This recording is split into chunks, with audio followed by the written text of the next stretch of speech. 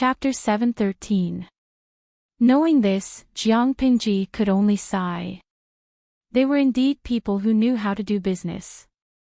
Host V, help me talk to the game company.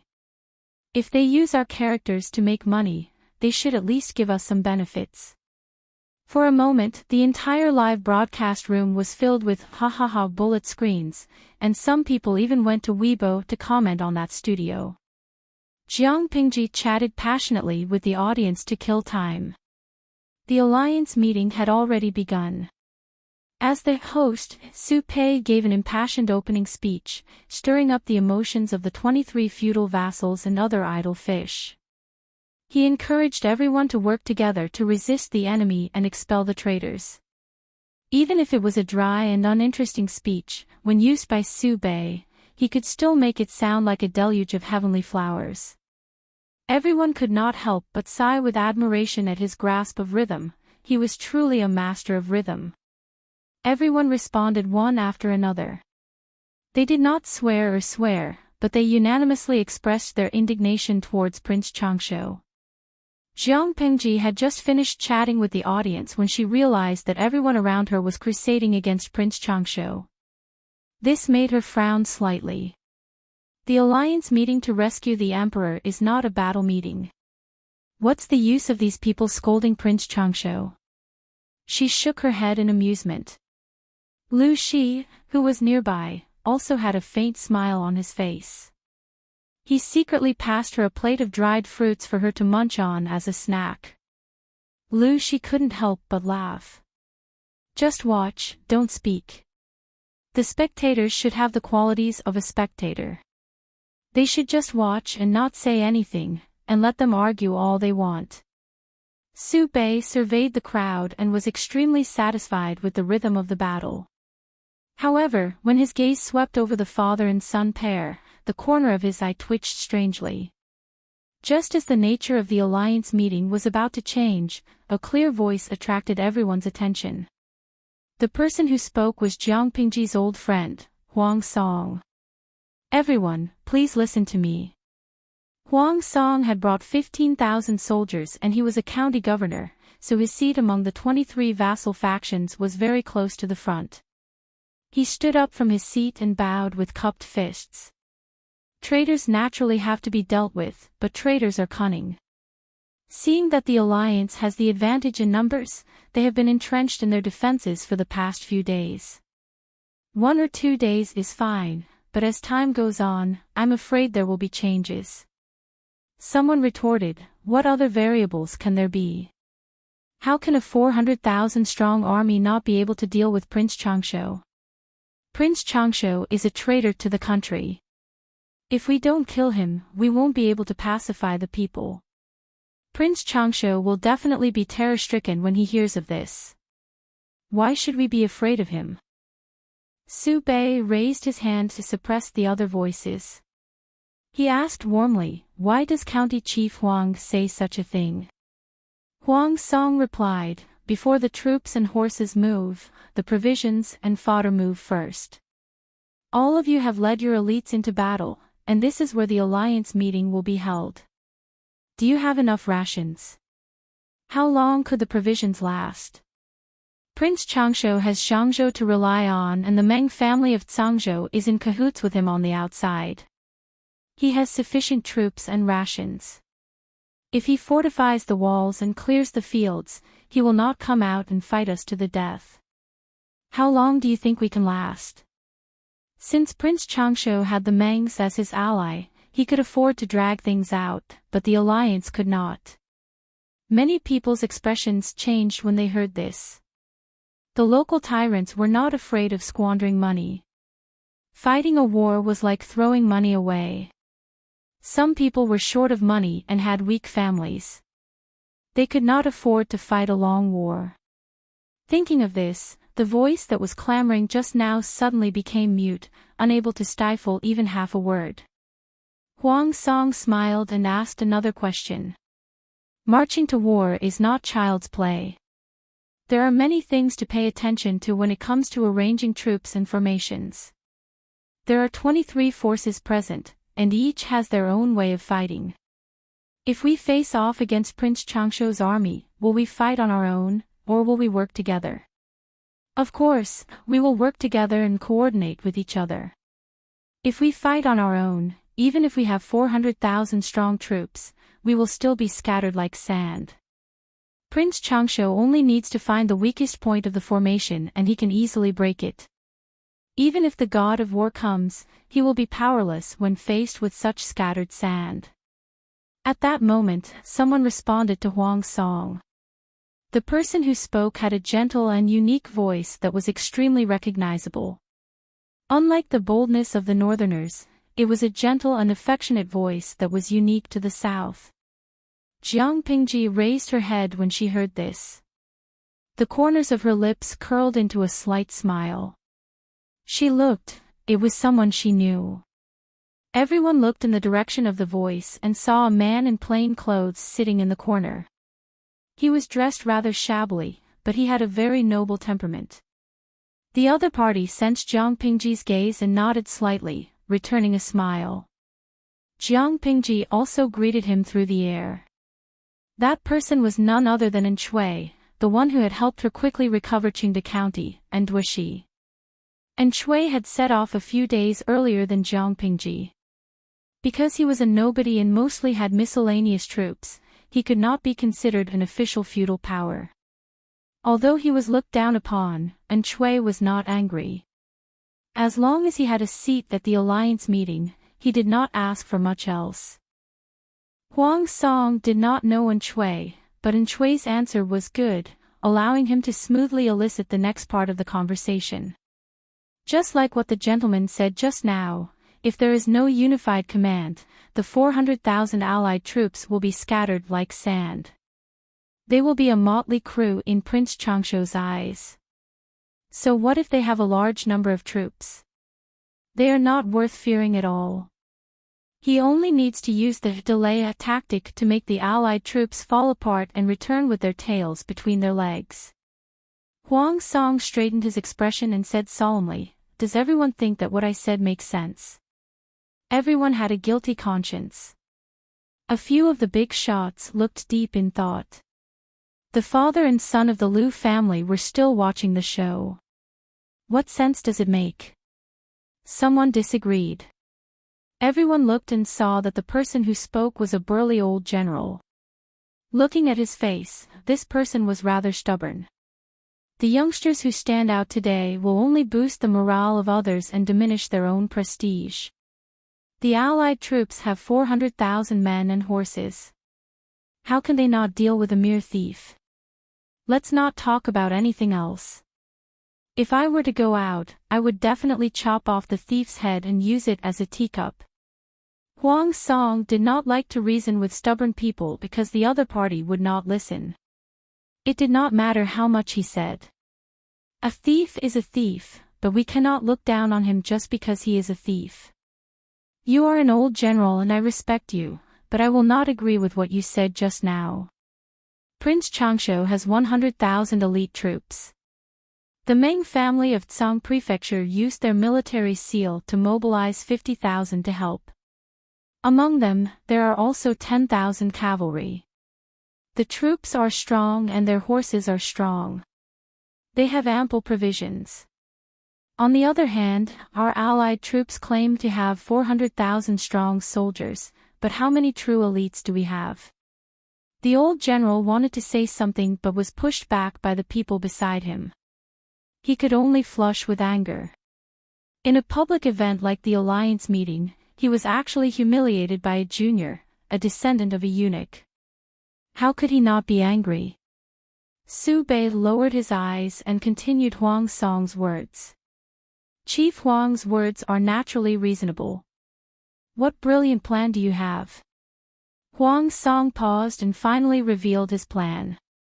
The only way is to elect an alliance leader to lead the allied troops. When Su Bei heard this, the corners of his lips curled up. Huang Song's words were exactly what he wanted.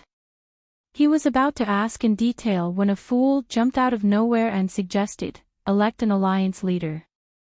This is a good plan. This way, we can unify the distribution of military supplies and let the Allied troops be united. We can advance and retreat together. Only then can we contend against the thieves. Chapter 7:14. For the powerful feudal lords, this suggestion was beneficial, but for those with poor family backgrounds, the disadvantages far outweighed the advantages. Military supplies would be allocated and rations and resources would be supervised by others. Everyone was afraid of being at a disadvantage. Jiang Pingji almost choked. She hurriedly gulped down a pot of water to calm herself down. The person who suggested this is a bit naive, really, this suggestion was terrible. Not to mention others, even Li Yun and Dian Yen could tell that it was unrealistic. Their own troops, their own rations, their own horses. Why should they be under someone else's control? It was undeniable that there were saints who were willing to do so, but the Allied forces all had their own plans. They haggled over every cent, so why would they be willing to be at a disadvantage? Even if they all agreed, their family backgrounds and assets were different. What if they withheld a portion and reported a false number? It had to be said that this idea was too naive. The difficulty of actually carrying it out was as high as the heavens. Jiang Pingji curiously looked in the direction of the voice. She realized that the idiot who had spoken was sitting behind Yang Jian. He was probably one of Yang Jian's men. Sit down, unfilial son. You have no right to speak here. Yang Jian's old face was flushed. He was so angry that he looked extremely ashamed. Jiang Pingji understood. So this idiot was Yang Jian's son. It was truly a misfortune for the family to have such an innocent son. Father. Son. Yang Tao didn't know what he had done wrong. He stammered, feeling a little guilty. He wanted to ask where he had done wrong, but he was afraid that his question would be too stupid and incur his father's wrath. Sitting next to Yang Tao was a handsome young scholar who forced a smile on his face. Shengse, sit down. The young scholar secretly face-bombed. How could such a stupid and naive fellow be his friend? Yang Tao shrank his neck. He looked pitiful. Under the attacks of both his father and his best friend, he sat down pitifully. Jiang Pingji held back her laughter. So you are Yang Jian's son. What an interesting person. Lu Shi nonchalantly agreed. His gaze lingered on Yang Tao for a while, as if he was observing something. He slightly lowered his eyes. His gaze was somewhat complicated. Although he looks a little simple-minded, he is not simple. His future is limitless. Jiang Pingji looked at Lu Shi in surprise, then at Yang Tao. She laughed and teased. Simple-minded indeed. As for not simple. Forgive my poor judgment, but I really can't tell. This person looks like a clean sheet of paper. One can see through him at a glance. It is rare. I thought the Commandant Yang's son would also be a brave young general, but now that I've seen him, he's completely different from what I imagined. Instead, he looks more like the foolish son of a landlord.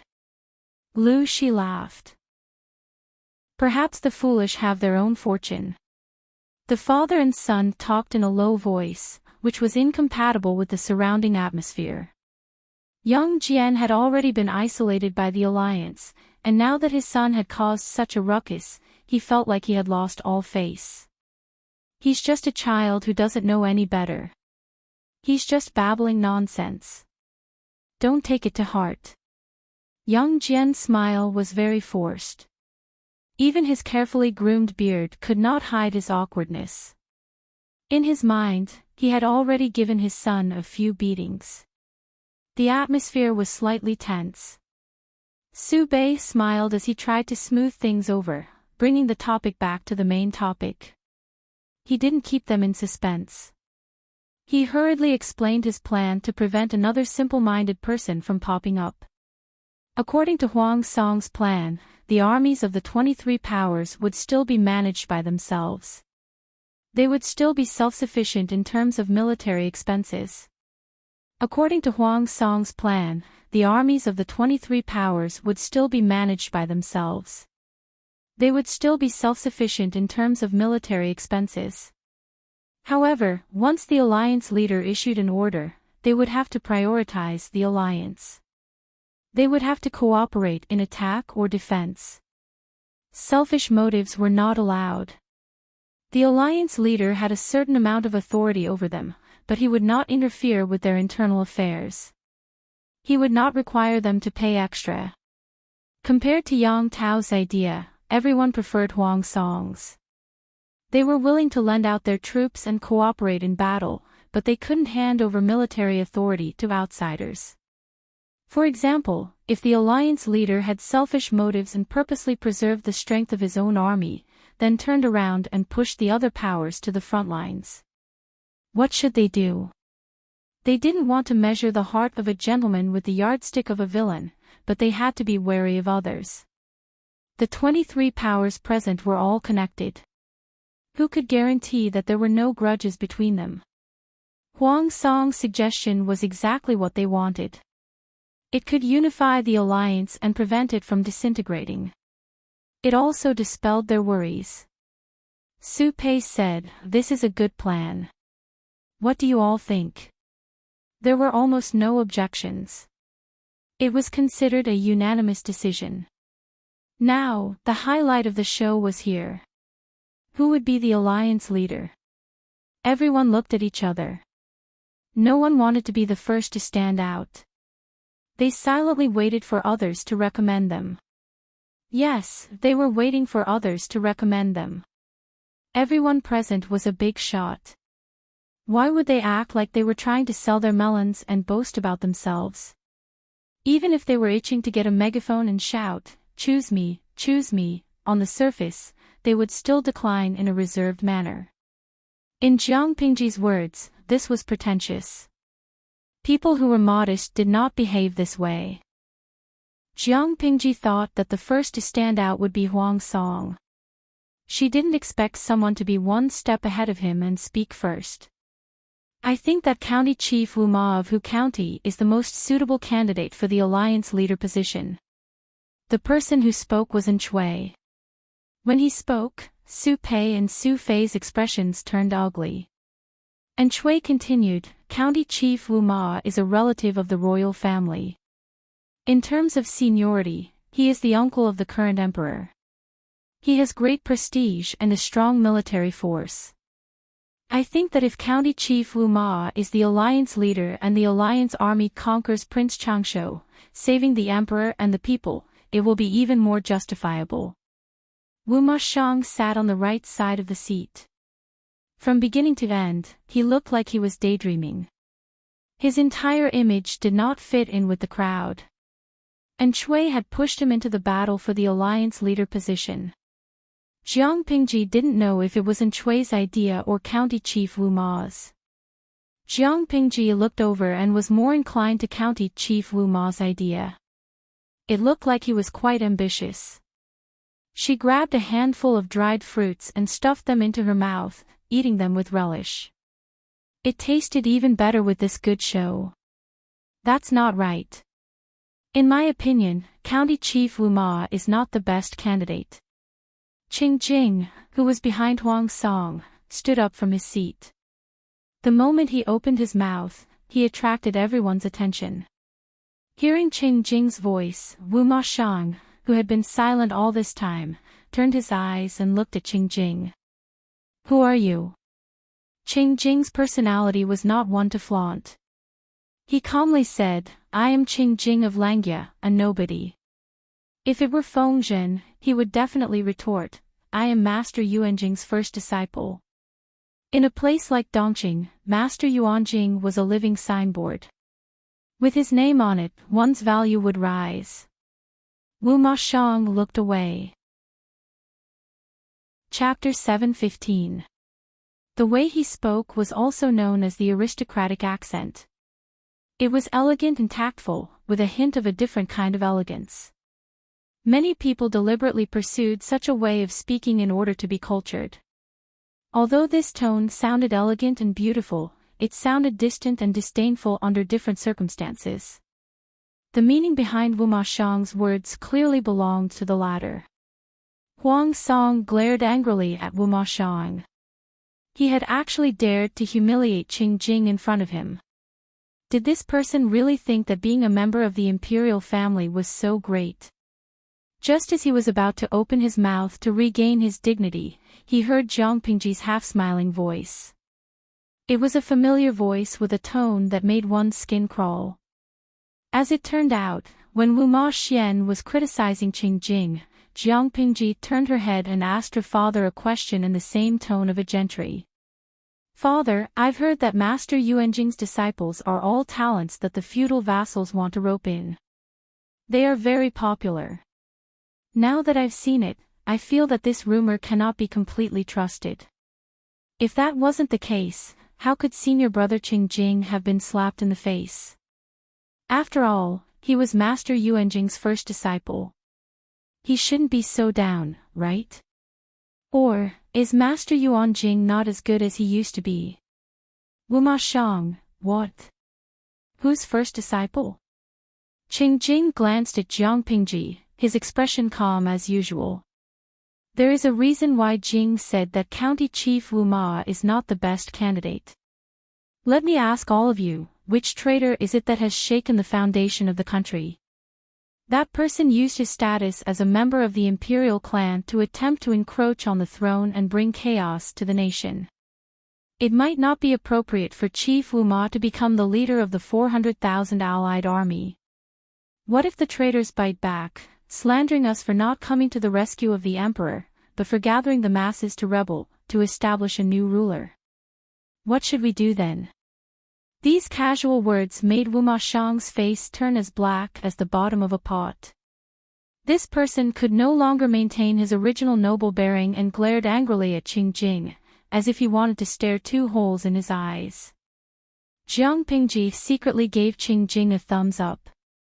This brother's words were extremely vicious. Qing Jing and Wei Ci were indeed Master Yuanjing's disciples. The senior and junior brothers were of the same lineage. Usually, they did not make a sound, but when they made a move, it was fatal. It was a dark art passed down from generation to generation. Begging for monthly votes on my knees, Qing Jing versus Wu Ma Xiang, Qing Jing wins. Qing Shan Mujiu, it was a clean win.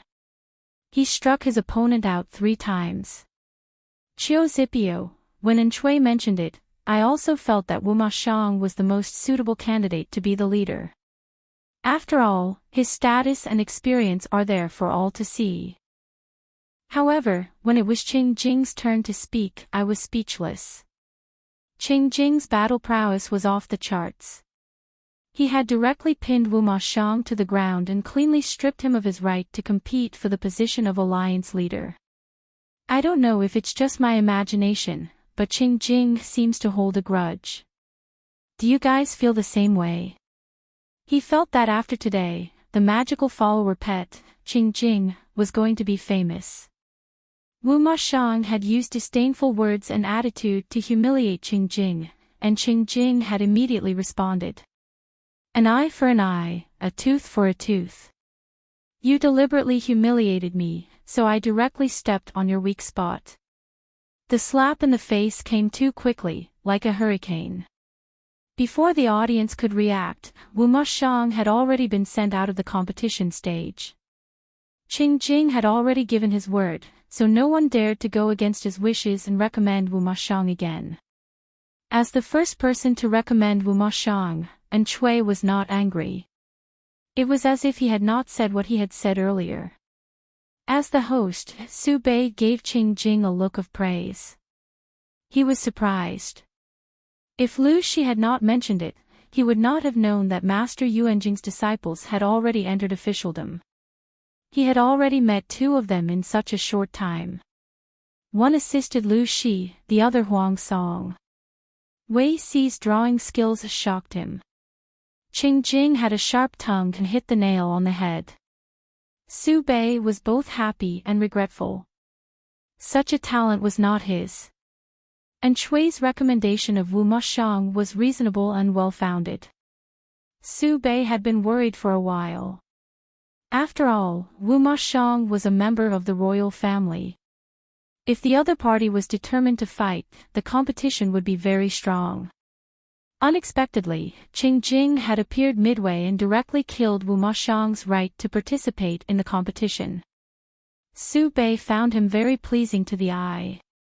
Master Qing has thought things through thoroughly. Do you have a suitable candidate in mind? Qing Jing lowered his eyes, his gaze drifting to Jiang Pingji. I believe that in terms of ability, prestige, and experience, Lu Shi is the best candidate. Qing Jing did not say that Lu Shi was the best person. If Lu Shi was not willing to be the alliance leader, everyone had other choices. Jiang Pingji raised her eyebrows. Was Qing Jing trying to stir up trouble? She secretly glanced at Qing Jing, who was also looking at her. Qing Jing nodded slightly at her, a friendly smile on his face. Naturally, Lu Shi would not take the blame. He tactfully declined, expressing that he was not suitable to be the alliance leader. At the same time, he flattered Su Bei and Su Fei.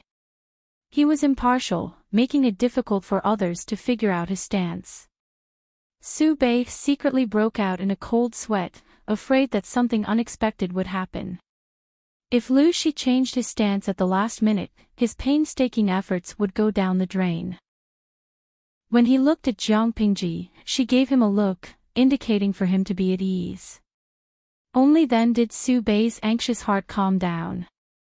Lu Shi kicked the ball out, but he also circled out the candidates, Su Bei and Su Fei. Everyone present was shrewd. Before the start of the alliance meeting, the Su brothers had made frequent moves. They all knew in their hearts that the battle for the alliance leader would be decided between these two. A snake could not live without a head. No matter how they wrangled, there had to be an alliance leader. Su Bei had a group of supporters, but Su Fei also had his own fans. Jiang Pingji and Lu Shi watched the show. The father and daughter worked together to finish 4 plates of dried fruits. There was only 1 plate on each table. After they finished their portion, they even took Li Yun and Yan Yan's portions. I'm thirsty from all the food. We've wrangled for more than 2 hours. It's just a trivial matter, yet we've been arguing for so long. Lu Shi smiled faintly and lowered his voice. It's a matter of interests and disputes. It's always a long process. That was why he did not care for the alliance leader position. It was just an empty title. What was the point of wasting so much effort? Excluding Lu Shi and Lu Shi, Su Fei had received slightly more support than Su Bei. Unfortunately, Su Bei had already gained Jiang Pingji's friendship the day before. With the Lu family's father and son joining the alliance, Su Bei had a clear advantage over Jiang Pingji and became the alliance leader. Even though he was prepared, when the dust settled, Su Bei still could not suppress the excitement in his heart. On the other hand, Su Fei's expression darkened. If it wasn't for Su Bei's deceit, scheming against him, and pulling away the support of the Lu father and son, the alliance leader position would have been his. The alliance leader was successfully chosen. Everyone happily ate, drank, and enjoyed the dance of the dancers. The atmosphere was joyous. On the surface, it seemed that everything was on track. Everyone was full of confidence in the crusade against Prince Changshu and the reorganization of the imperial court. The road before them was smooth and the future was bright. Inside the tent, there was an endless stream of music. Graceful beauties swayed their graceful bodies. Watching them made one's eyes go wide and their limbs stiffen. Such an atmosphere was too lively.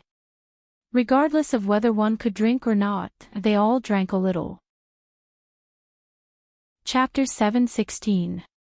After embarrassing himself, Yang Tao obediently sat in the background. Looking at the wine on the table, the alcohol in his stomach began to stir. Xiao Yang, just let me drink a little. Just 1 cup. Not even a drop. The young scholar glanced at him coldly. Yang Tao tensed up. Your old wounds haven't healed and you still want to drink. Yang Tao lowered his head and looked at his father, Yang Jian, who was sitting in front of him, gulping down wine. He seemed to be in a bad mood. Father, your arrow wounds haven't healed yet. You shouldn't drink right now. Yang Jian glared at him. Little brat, now you have the guts to mind your father's business. Yang Tao was speechless. His heart had been stabbed twice by his best friend and father. His heart was broken. The young scholar Yang Tao, called Xiao Yang, held his wine cup and observed the scene around him. Everyone was drunk and the atmosphere was very lively. In comparison, the people around Yang Jian treated him like air. They looked everywhere but at him, obviously isolating him. Yang Jian's drinking had something to do with this. The young scholar squinted his eyes and snorted with disdain. Even though the leader of the alliance had been elected, it didn't change the fact that everyone had their own agenda. He wasn't optimistic about the outcome of this rescue mission. Otherwise, why wouldn't everyone seriously discuss the plan after the leader was elected? Instead, they were drinking and having fun. As he thought about it, he keenly noticed that someone was staring at him. After searching for a while, he finally found the source of the gaze. It was Lu Shi. The middle-aged man sitting on the left smiled at him in a friendly manner. The young scholar was suspicious. Xiao Yang, I just saw Governor Lu smiling at me, Yang Tao whispered to his best friend. The young scholar frowned and suppressed his suspicions. Yeah. Governor Lu is just as I imagined. A gentle and kind person. A long time ago, Lu Shi was still the governor of Hu County. Zhangzhou's Eastgate County had a food shortage and had to rely on Hu County's food to survive. Therefore, Yang Tao had a good impression of Lu Shi. He always believed that he was a good person. If Yang Jian knew what his son was thinking, he would definitely vomit blood. How was Lu Shi a good person? Did he send food for disaster relief for free? That was all because Yang Jian had paid a price for it.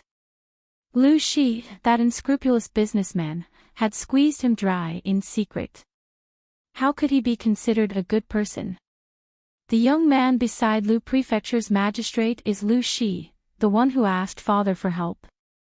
He looks alright, but his bones aren't too strong. Not strong enough. When Yang Jian heard his son's words, he almost spat out the wine in his mouth. If Lu Shi could not be considered healthy, then what kind of person could be considered healthy? Learn from other people's wisdom.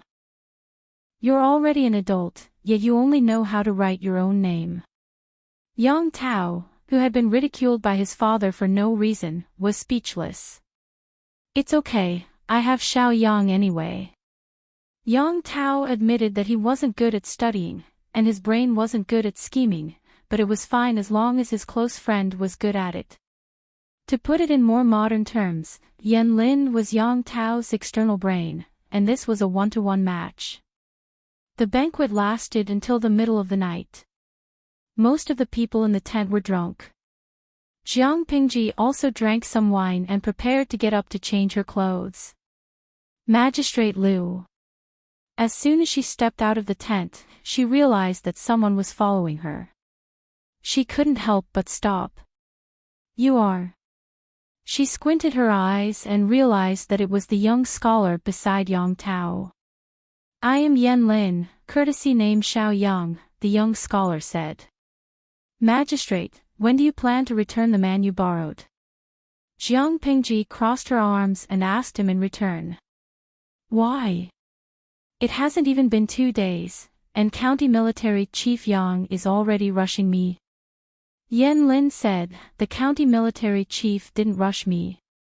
It was my idea. I think Chi Kuang is a good person. I'm afraid he won't return him. I don't think County Military Chief Yang will mind if a centurion stays or goes. Borrow. She always took. Even if she borrowed, she would never return it. Yan Lin frowned. Jiang Pingji's words had confirmed his speculation. Magistrate Liu is still stuck in the north, and his footing isn't stable. Yet he's already thinking about the south, where there's plenty of water. He was eating from his bowl and looking at the pot, but he was still thinking about the one that hadn't been put into the pot. Everyone should have dreams. Can't I prepare for a rainy day? Jiang Pingji said with a smile. The water army will come in handy sooner or later. Magistrate Liu, you have great ambitions, Yan Lin said. If you don't have ambitions, what's the difference between you and a stranded salted fish? Jiang Pingji suddenly thought of something. She said, instead of testing me, Mr. Yan, why don't you help County Military Chief Yang find a way out? He's someone Prince Changsho promoted, so the Alliance is afraid of him. But he's already on the same boat as the Alliance. In Prince Changsho's eyes, he's betraying his master. If Yang Jian is pushed to the vanguard position, you have to be careful. She wasn't afraid of anything else, but she was afraid that Yang Jian would be used as cannon fodder by the Alliance to test Prince Changsho's combat power. Yan Lin's face darkened. He knew that Jiang Pingji wasn't lying. He'd been worried about that recently. Thank you for the reminder. No problem. Jiang Pingji and Lu Shi ate their fill. The father and daughter brought a group of guards with them and prepared to leave. On the way, Li Yun, the honest child, said, My lord, I feel that something's wrong with this alliance meeting. Jiang Pingji asked him, what's wrong? Why did they only choose one alliance leader? Why didn't they discuss how to split the troops, how to save His Majesty, or how to resist Prince Changsho? As Jiang Pingji's military officer, Li Yun was young and inexperienced. Even though he was full of doubts, he didn't dare say anything.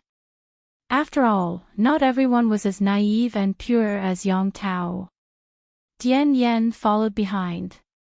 I also feel that something's wrong, but I can't pinpoint what's wrong, Jiang Pingji explained with a smile. Everyone has their own plans. They're all very shrewd. Whoever takes the vanguard will sacrifice more.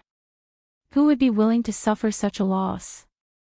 Who wouldn't want to take advantage of the situation if they could take advantage of the situation? Who wouldn't want to take advantage of the situation without putting in any effort? Now let's see who can't hold back and bring up the matter of sending troops first. If no one brings it up, I'm afraid it'll drag on for a few more days. Li Yun was dumbfounded. In his imagination, the forces of the alliance meeting were all brave and good at fighting. They would fight to the death with Prince Changsho no matter what. At the banquet just now, he also heard many people denouncing Prince Changsho.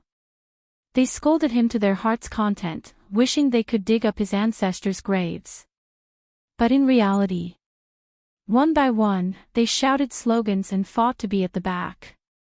Jiang Pingji smiled faintly and concluded, so you see, the outcome of this alliance meeting won't be good. Then, my lord, what should we do? Li Yun asked. Jiang Pingji said, your lord is here to take a look. I'm not here to fight to the death. Let's just go with the flow. Li Yun was silent for a while. He said, it's a pity that Officer Meng. He's been working hard these days. Meng Hun was so busy that he couldn't be seen. Apart from eating and sleeping, he spent the rest of his time training his troops or practicing martial arts. Even the bystanders would feel exhausted for him when they saw how desperate he was. Chapter 7:17. This is already the third day. The alliance leader's tent is filled with joyous songs. The feudal vassals are drunk and dreaming, indulging in the land of beauties. Qing Jing and Feng Ju sat opposite each other. The two of them each held a black and white chess piece and were fighting on the chessboard. It was hard to determine the victor.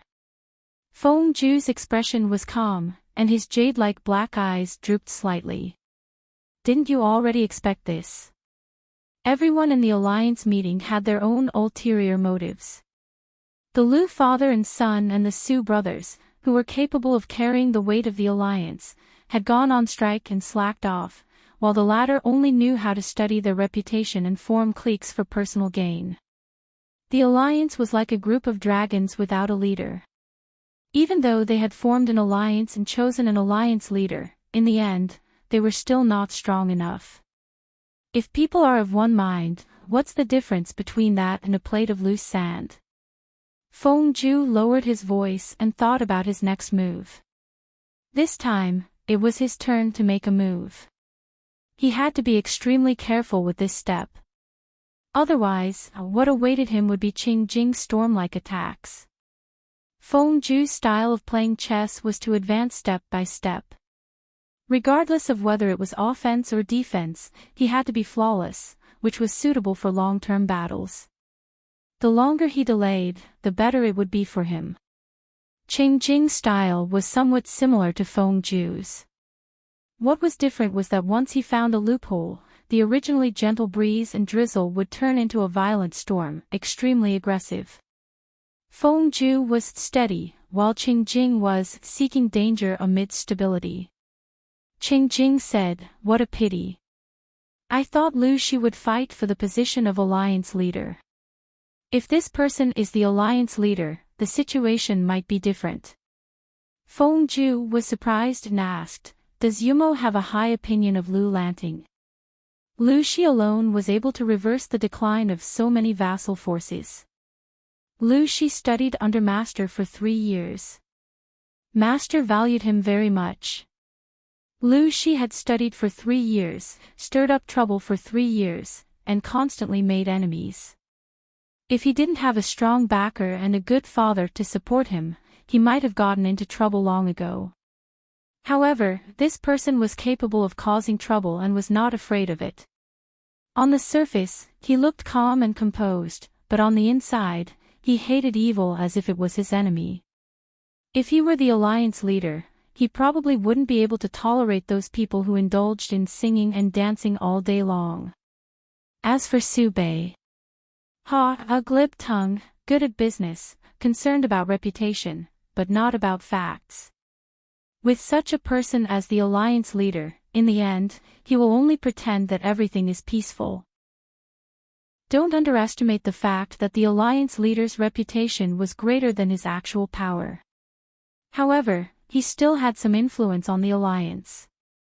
With Su Bei's personality as the alliance leader, he was bound to fail miserably. Qing Jing could see it clearly, which was why he didn't have high hopes for this alliance meeting.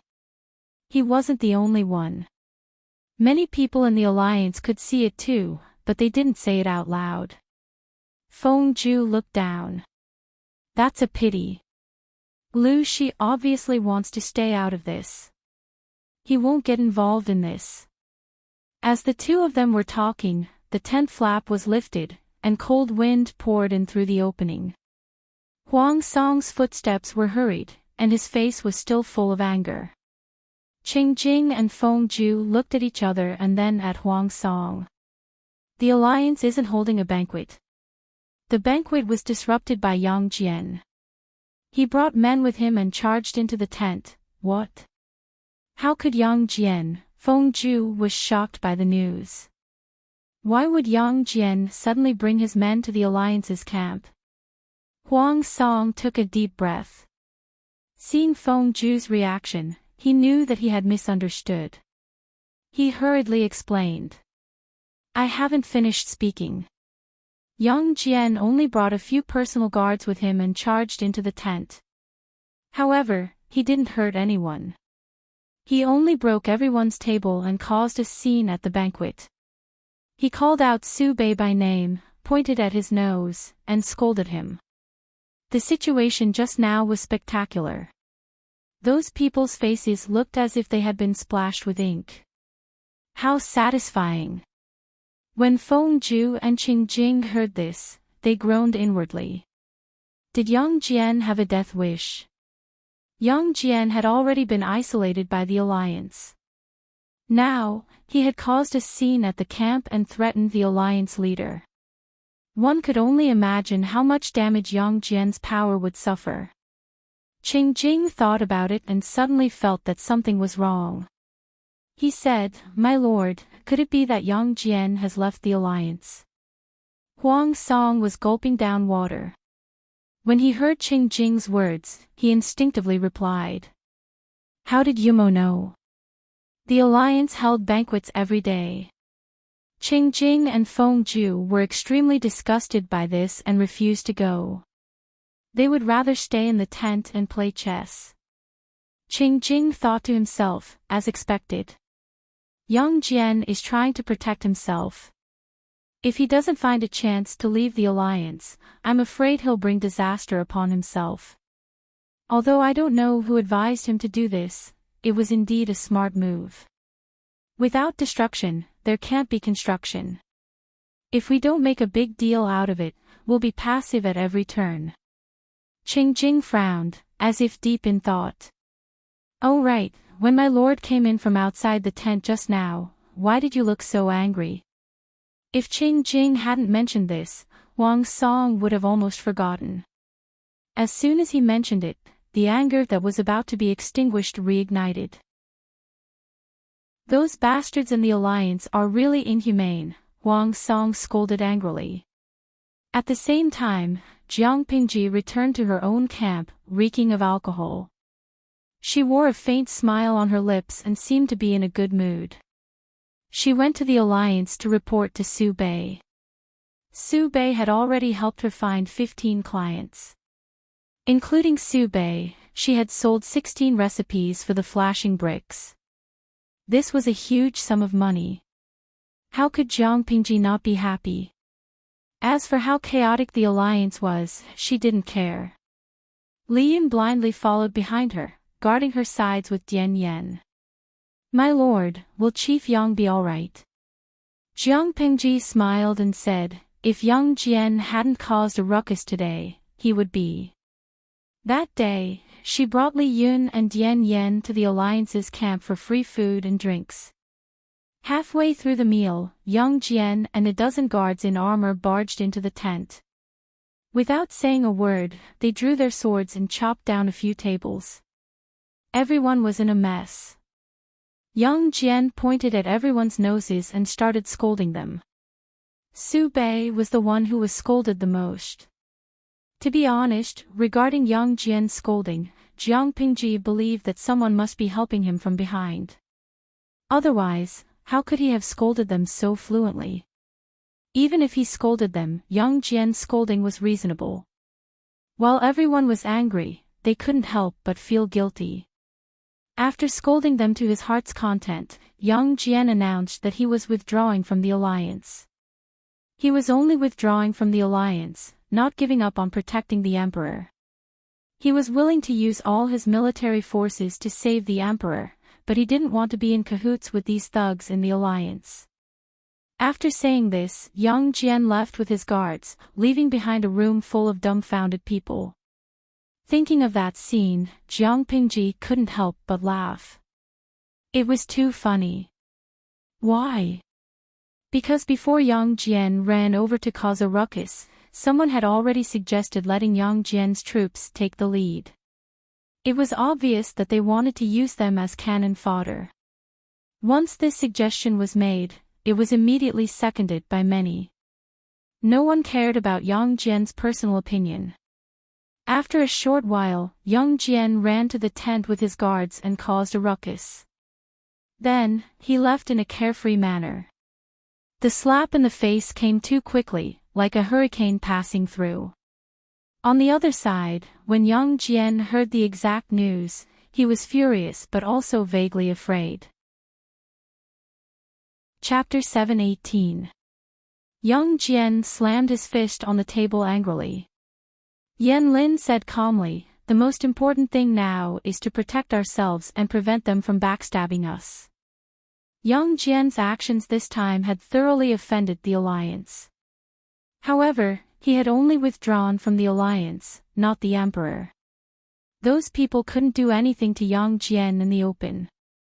After some time, the alliance leader Su Bei might come personally. Has my lord thought of a way to deal with him? Yang Tao asked curiously, what is Su Bei coming here for? Yan Lin smiled as he explained, Su Bei is the alliance leader. If he doesn't handle this matter well, then any of the feudal vassals will withdraw from the alliance at will.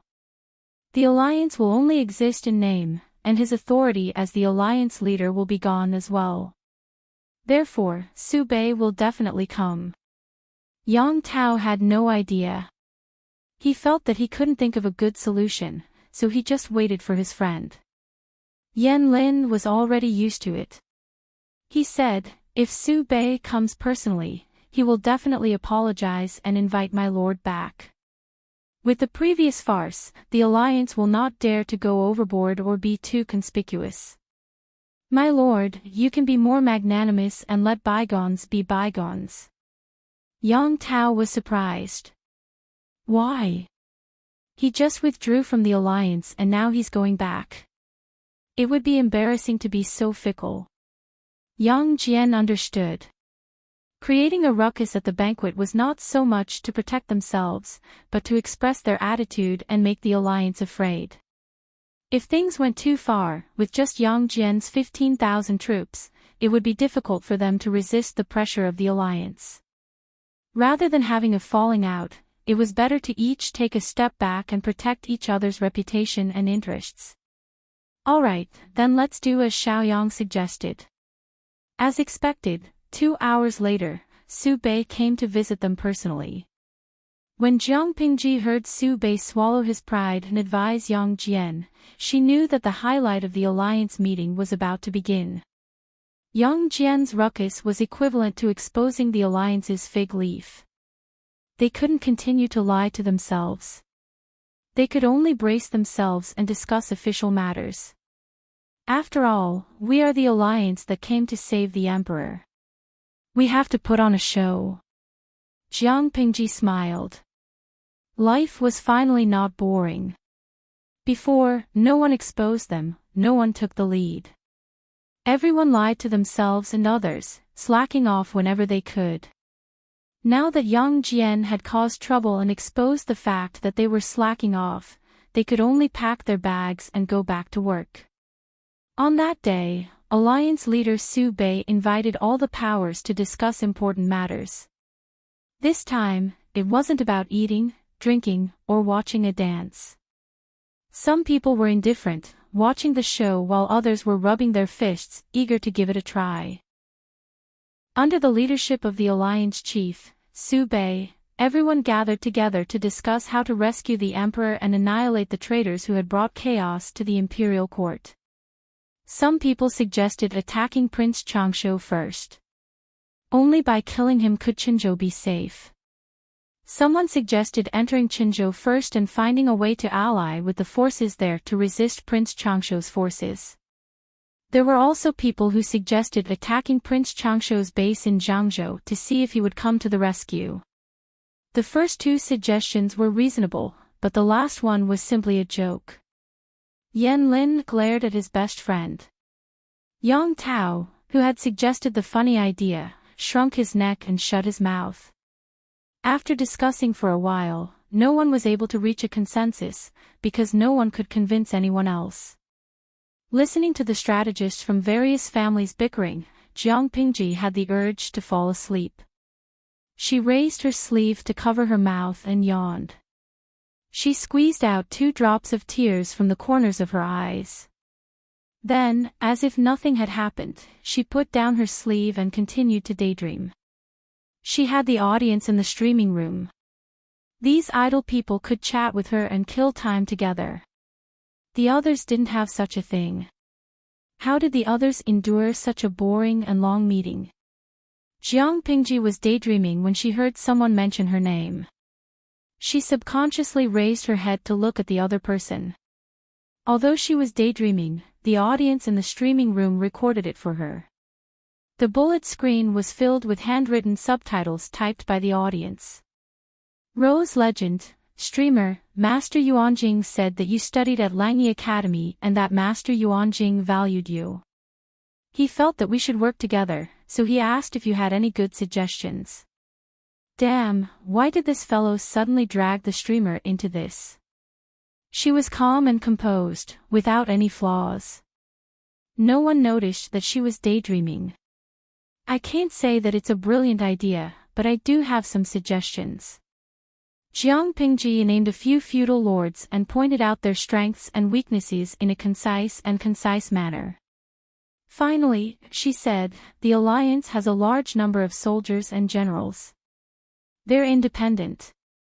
If we force them to merge, even with the alliance's command, I'm afraid they won't be as flexible as normal armies. So, in my opinion, I suggest that we split our forces. One group will reinforce Qinzhou, one group will contain Prince Changshuo's forces, another group will provide support from the side, and then another group will take a detour and attack Prince Changshuo's rear. Because of the lack of cooperation between the 23 forces, they couldn't unleash the combat power of 400,000 soldiers and horses. Since that was the case, it was better to split their forces, display their flexibility, and play to their strengths and avoid their weaknesses. However, as soon as she finished speaking, an old general faintly mocked her. If we split our forces like this, won't we be waiting to be defeated one by one? Our army has 400,000 soldiers. Why don't we attack the enemy directly and capture him alive? Why do we use a roundabout strategy? A young man is a young man. You're just showing off your ability to be an armchair strategist. Jiang Pingji laughed as she threw away the dried fruit in her hand.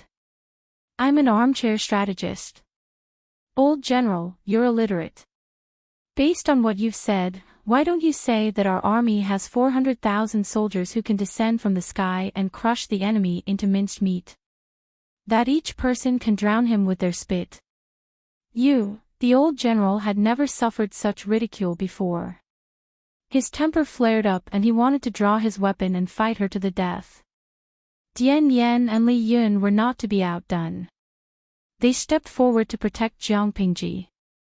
The entire tent was filled with the smell of gunpowder. Qing Jing, who had suggested to listen to Jiang Pingji's opinion, was speechless. He had only heard of Lu Shi's sharp tongue and how he deserved a beating from others, but he had never heard it with his own ears. Only now did he understand why others always gnashed their teeth in anger whenever this person was mentioned. His tongue was too cheap, comparable to Feng Zhen's. It was not easy for Su Bei to be the leader of the alliance. He could not sit idly by and let the two of them really fight. Su Bei stood out to be the peacemaker. Lanting, it's not impossible to split our forces. Old General's suggestion isn't bad either. Thus, Su Bei received a look of disdain from Jiang Pingji. He was a fence-sitter. Su Bei coughed softly and said, now that Qinzhou is in a state of emergency, we don't know how much longer we can hold out. We should end the battle quickly and kill the enemy as soon as possible. It's not advisable to delay. The longer we delay, the more danger His Majesty will be in. Lanting's method is safe and secure, but it will take a long time. As for the old general's suggestion, I agree with it. Our alliance has 400,000 soldiers. Every one of them is unafraid of death and hardship. They are brave and skillful in battle. As long as we work together, we will be able to destroy the enemy as easily as crushing dry weeds and smashing rotten wood.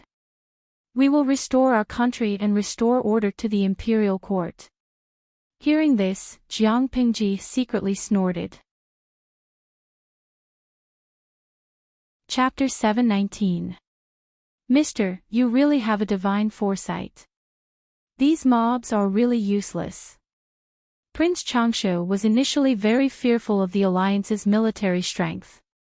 It was a military camp that stretched for 200 miles.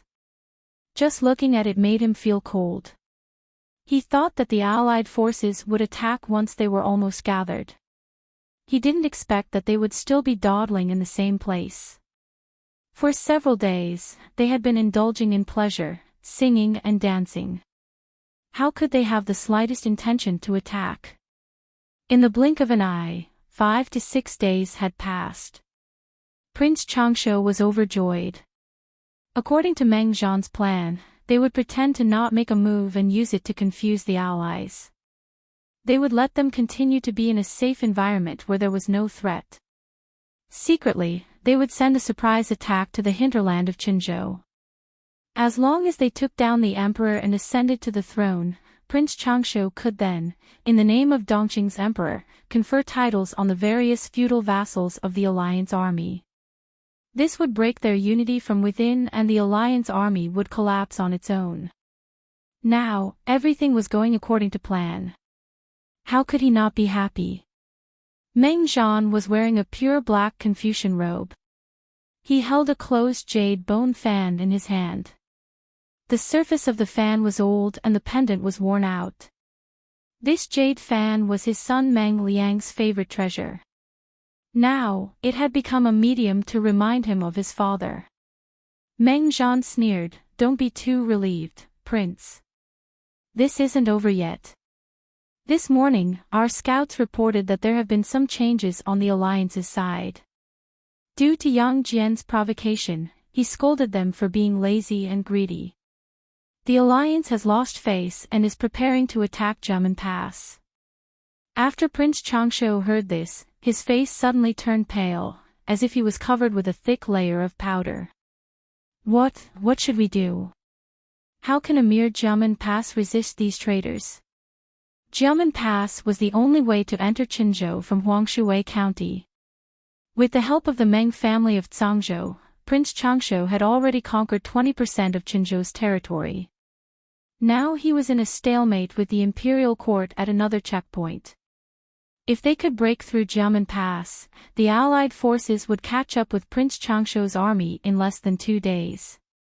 At that time, it would be troublesome if they attacked from both the front and back. Meng Zhan's lips were still curled into a cold smile. He said, "What are you afraid of? Because they chose Jiamen Pass, we could attack Qinzhou with peace of mind. If the alliance chose to split up, it would be troublesome." Jiamen Pass was located at the crossroads of the mountain range. The terrain was steep, and the mountains were undulating. At the Jiamen Pass, 2 mountains stood opposite each other. They were steep and shaped like a gate. This is not a good place to fight. Prince Changshu was anxious. It was true that Jiamen Pass was easy to defend but not easy to attack. But the enemy had 400,000 soldiers, and they could easily break through. "Sir, the allied forces are outnumbered. I'm afraid that Jiamen Gate won't be able to hold them off. If they are willing to use manpower, impossible," Meng Zhan said decisively. His eyes were cold. "Your Highness, you overestimate their integrity. They are a bunch of greedy people. Who would be willing to sacrifice their soldiers and use their dead bodies to clear the way for others? No one is willing, so your Highness can rest assured. Jiamen Pass could hold off the allied forces for at least half a month. Half a month's time is enough for us to overturn the universe and help you ascend to the throne." There were many elites in the alliance, but they were too selfish. Who knows how many elites will die here in front of Jiamen Pass? Meng Zhan gently tapped his palm with the jade bone fan. His eyes were full of sharpness, with strong killing intent. Jiamen Pass has always been easy to defend and difficult to attack. I wonder how long it will take for the allied forces to take it down. The allied forces broke camp and set up camp outside of Jiamen Pass. Jiang Pingji and Huang Song went out to patrol with their men. Looking into the distance, they could vaguely see Jiamen Pass through the fog. Jiang Pingji's eyesight was excellent, so she could see even more clearly. She noticed that there were many new signs of destruction near the gate. Not long ago, Jiamen Pass was still under the control of the imperial court. The general station there was also an experienced general. He had used the natural defenses to keep Prince Changshuo's army at the pass. No matter how Prince Changshuo challenged them, the general refused to come out. He was determined to defend the pass to the death. Unfortunately, Jiamen Pass had been breached. Huang Song knew that Jiamen Pass was easy to defend and difficult to attack. He was curious about how Prince Changshuo had broken through. Did he rely on numbers? Feng Zhen and the others also came out for some fresh air. They also wanted to gather information about the enemy and find some inspiration. "Does my lord know what happened?" he asked Zhang Pingji. Qing Jing and Feng Zhu secretly looked at each other. Did they ask the wrong person? Under such circumstances, shouldn't the lord ask the strategist? Why is the strategist asking the lord? Jiang Pingji narrowed her eyes. It should be fire. Huang Song asked, according to the scouts, there are indeed traces of fire outside Jiamen Pass. But the weather hasn't warmed up yet, and the snow hasn't melted yet. Besides, there are steep cliffs around the pass. All the trees and weeds have been cleared, and there is still snow. How could they have set fire to Jiamen Pass? Under such circumstances, there was nothing to burn even if they wanted to. Jiang Pingji's lips curled into a sarcastic smile. Yang Si and the others all thought of a possibility. It's the corpses. She gave the answer. Yang Si was speechless. I wonder who came up with such a sinister plan. Corpses were flammable. There was fat under the skin. Once they caught fire, the fire would be very strong and difficult to extinguish.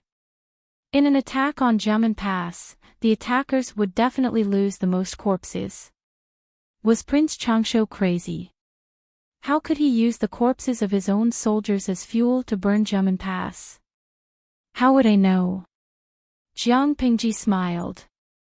I used to work for Prince Changshuo. Is there anyone who fits the bill? In the past, Yang Si might have thought that Jiang Pingji was bringing up the past. But now, he was too lazy to think about it. That was just how his lord was. Yang Si thought hard and said, I don't remember. When he was working for Prince Changshuo, he was the one with the most sinister thoughts, all right. Maybe he came later, Feng Zhen said. Jiang Pingji thought for a moment and smiled. Based on the time, I don't think he worked for Prince Changshuo. According to my analysis, the person who came up with this evil plan has something to do with the Mengs. Maybe it was Meng Zhan himself. After all, he is indeed a sinister person. Huang Song was confused.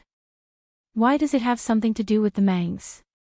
Jiang Pingji smiled but didn't say anything.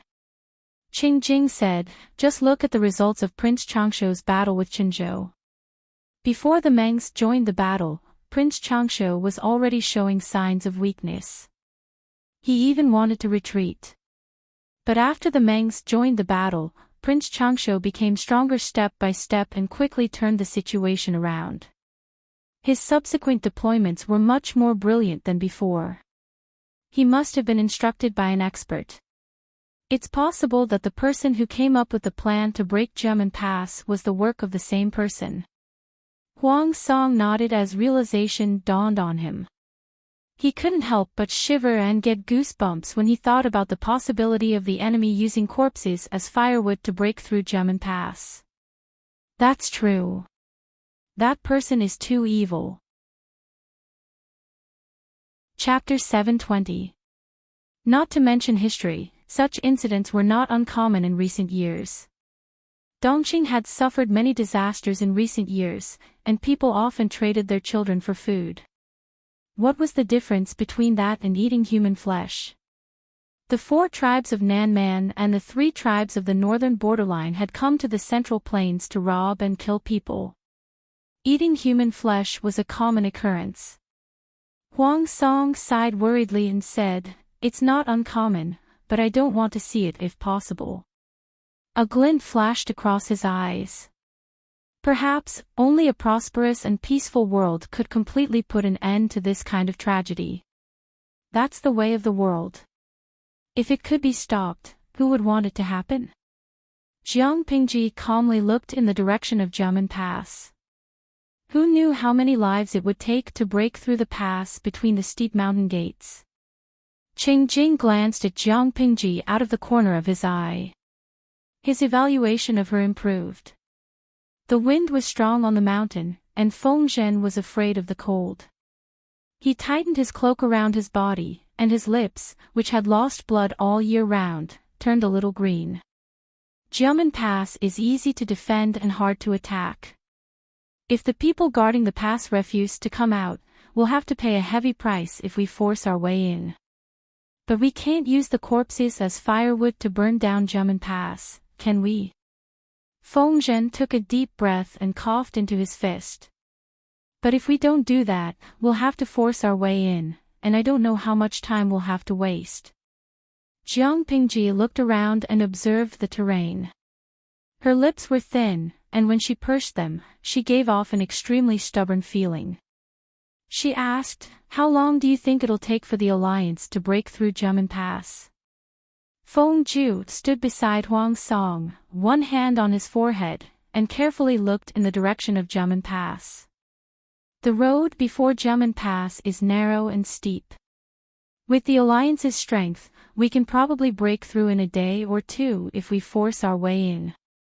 If Jiamen Pass is well guarded, it'll take us a day or two. Feng Zhu's lips curled into a sarcastic smile.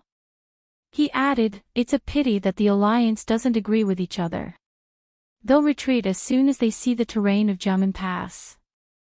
Why did they retreat as soon as they saw the terrain of Jiamen Pass? The terrain of the Jiamen Pass was steep and narrow, making it easy to defend and difficult to attack. The vanguard troops that rushed at the front almost died. Who would be willing to be the vanguard? Even if they were willing to fight, they would probably be conserving their strength and slacking off on the battlefield. When Jiang Pingji and Huang Song came out, the Alliance was having a meeting. They were discussing who would be the vanguard. Thinking of those people arguing, Feng Zhu rubbed his forehead, feeling a headache coming on. He could still hear them arguing. Qing Jing said, "If we don't solve this problem, Jiamen Pass will hold us back for 10 days, maybe even longer. Half a month." Prince Changshuo's army had already invaded the borders of Qinzhou and was advancing step by step. Who knew what the situation would be like after half a month? At this moment, the Alliance's main tent was already in a heated argument. No one wanted to be the vanguard and waste their strength for nothing. However, this time, they didn't dare to use Yang Jian as cannon fodder or a scapegoat. One had to know that Yang Jian had a temper as well. Last time at the brain banquet, he had let loose a torrent of abuse. Even now, they didn't dare mess with Yang Jian. Many forces tacitly began to retreat, trying their best to get others to withdraw. The forces with fewer soldiers complained about how poor they were. If they were to die at Jiamen Pass, how would they be able to face their families? The forces with more soldiers also cried. They claimed that they had more people, but they were all just small fries. Their combat ability was not as strong as the elite troops, so they weren't suitable to be the vanguard. Su Bei sat in the seat of honor, listening to everyone's arguments. He felt like his head was about to explode. His face was getting more and more livid. Su Fei, who was sitting in the seat of honor, was secretly gloating. "Look, you're trying to steal the position of Alliance leader from me. Now you're going to suffer." It wasn't easy to be the Alliance leader, especially when the hearts of the people were scattered like sand. It was even harder to lead. After arguing for a day, no conclusion was reached. In the end, they parted on bad terms. Jiang Pingji brought Feng Zhen and Yang Xi back to the camp. Coincidentally, they bumped into Lu Shi, who had just returned from the main camp. "Father, I have a question." She led Little White to Lu Shi. "Father, do you have time now?" Lu Shi smiled warmly. "As long as it's my Lanting's business, I'm always free." Yang Si and Fengjin felt like they had been humiliated by the fake father and daughter. "Father, how much do you know about Meng Zhan from Cangzhou?" she asked. Meng Zhan. Lu Shi frowned when he heard the name of his ex-brother-in-law and good friend, who was now his archenemy. His tone was cold. "Meng Zhan and I used to be classmates, but we broke off our friendship because of your mother and aunt. We don't have much contact now, so we don't know much." "Lanting, why are you suddenly mentioning this person? Did you find something when you went out to survey the terrain? Is it related to Meng Zhan?" Jiang Pingji said, "There are new burn marks at Jiamen Pass. I'm guessing that Prince Changshu used corpses as fuel to break through the pass so quickly. Maybe the person who suggested this plan was Meng Zhan. That's why I want to know more about him." Lu Shi smiled after he heard that. "It does sound like Meng Zhan's doing. He's always been like that. On the surface, he's kind and gentle, but in the dark, he's ruthless and vicious." Lu Shi snorted and said, "When I was friends with him, I didn't see this side of him. When he was young, he had the reputation of being a gentleman. However, things change very hard to predict. The Meng family has internal strife. If Meng Zhan doesn't fight, he'll die. When he was young, Meng Zhan was indeed an amazing gentleman. However, time can change a person beyond recognition. Meng Zhan had changed when he was in that kind of environment. Lu Shi didn't see it, so he thought Meng Zhan had always been good. Recommending Meng Zhan and letting his wife's sister, Gu Zhen, marry a werewolf was one of the few blind decisions Lu Shi had made in his life. Lu Shi said, "The internal strife in the Meng family is quite serious. If Meng Zhan can stand out, he must be a scheming person." Jiang Pingji frowned and asked Lu Shi about the outcome of the alliance meeting. Lu Shi sneered. "A bunch of cowards. Everyone wants to make someone else their scapegoat. What can they expect?" After saying goodbye to Lu Shi, Jiang Pingji returned to her tent and spaced out. "Let's put ourselves in Meng Zhan's shoes. If Jing Rong and Zi Shi were Meng Zhan and you helped Prince Changshu conquer Jiamen Pass, what would you do?" Feng Zhen and Yang Si looked at each other.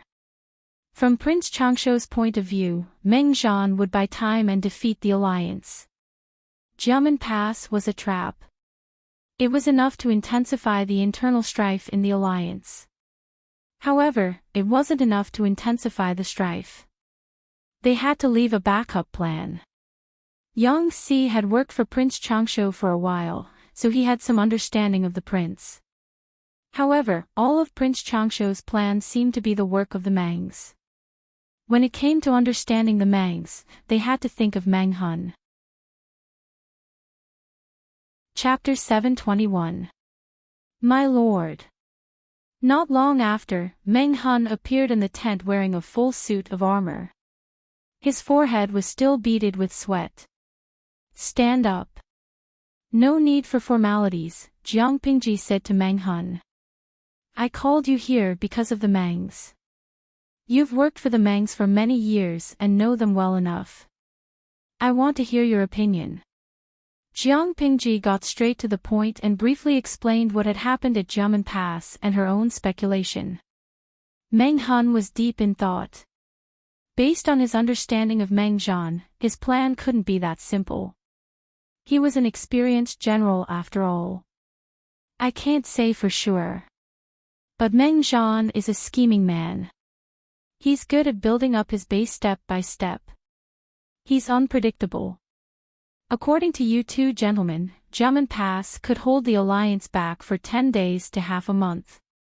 Would Prince Changshu be able to overcome so many obstacles and invade the imperial city of Qinzhou in half a month?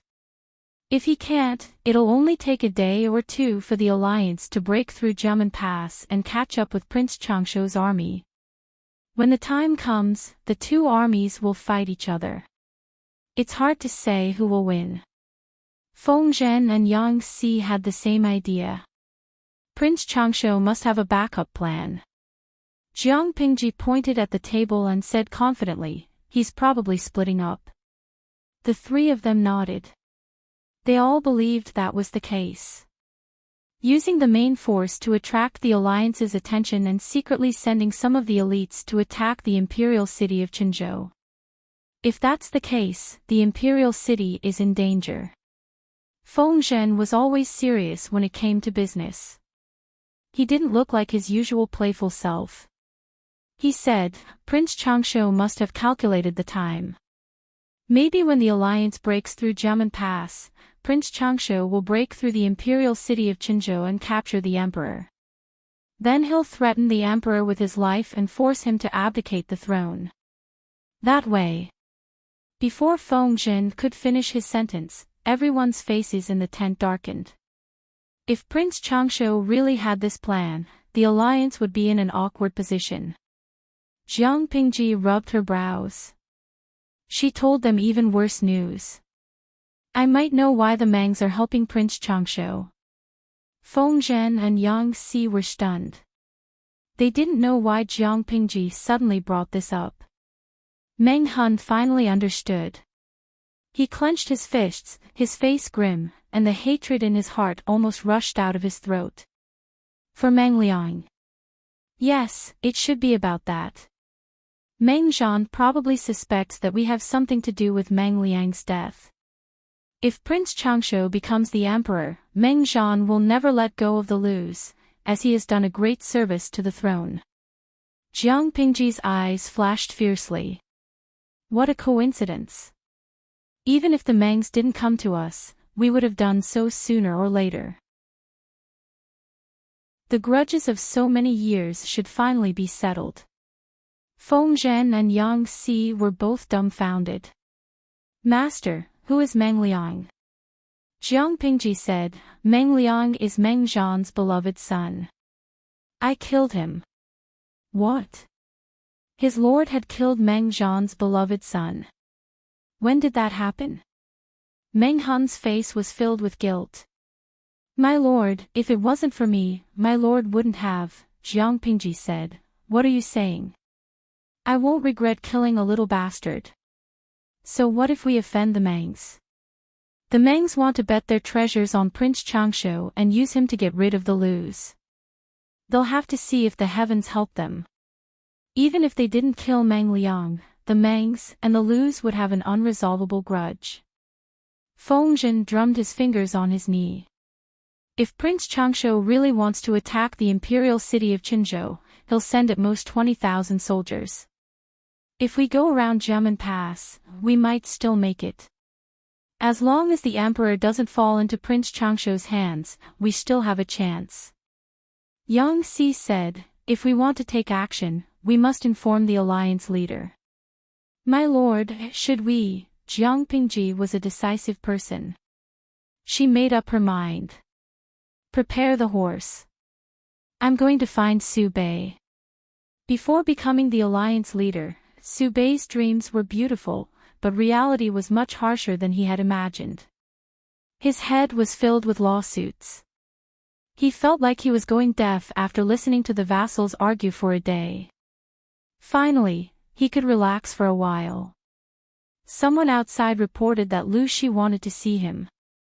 Hearing that it was Lu Shi, Su Bei couldn't reject him. He could only force himself to be alert. Invite my worthy brother in.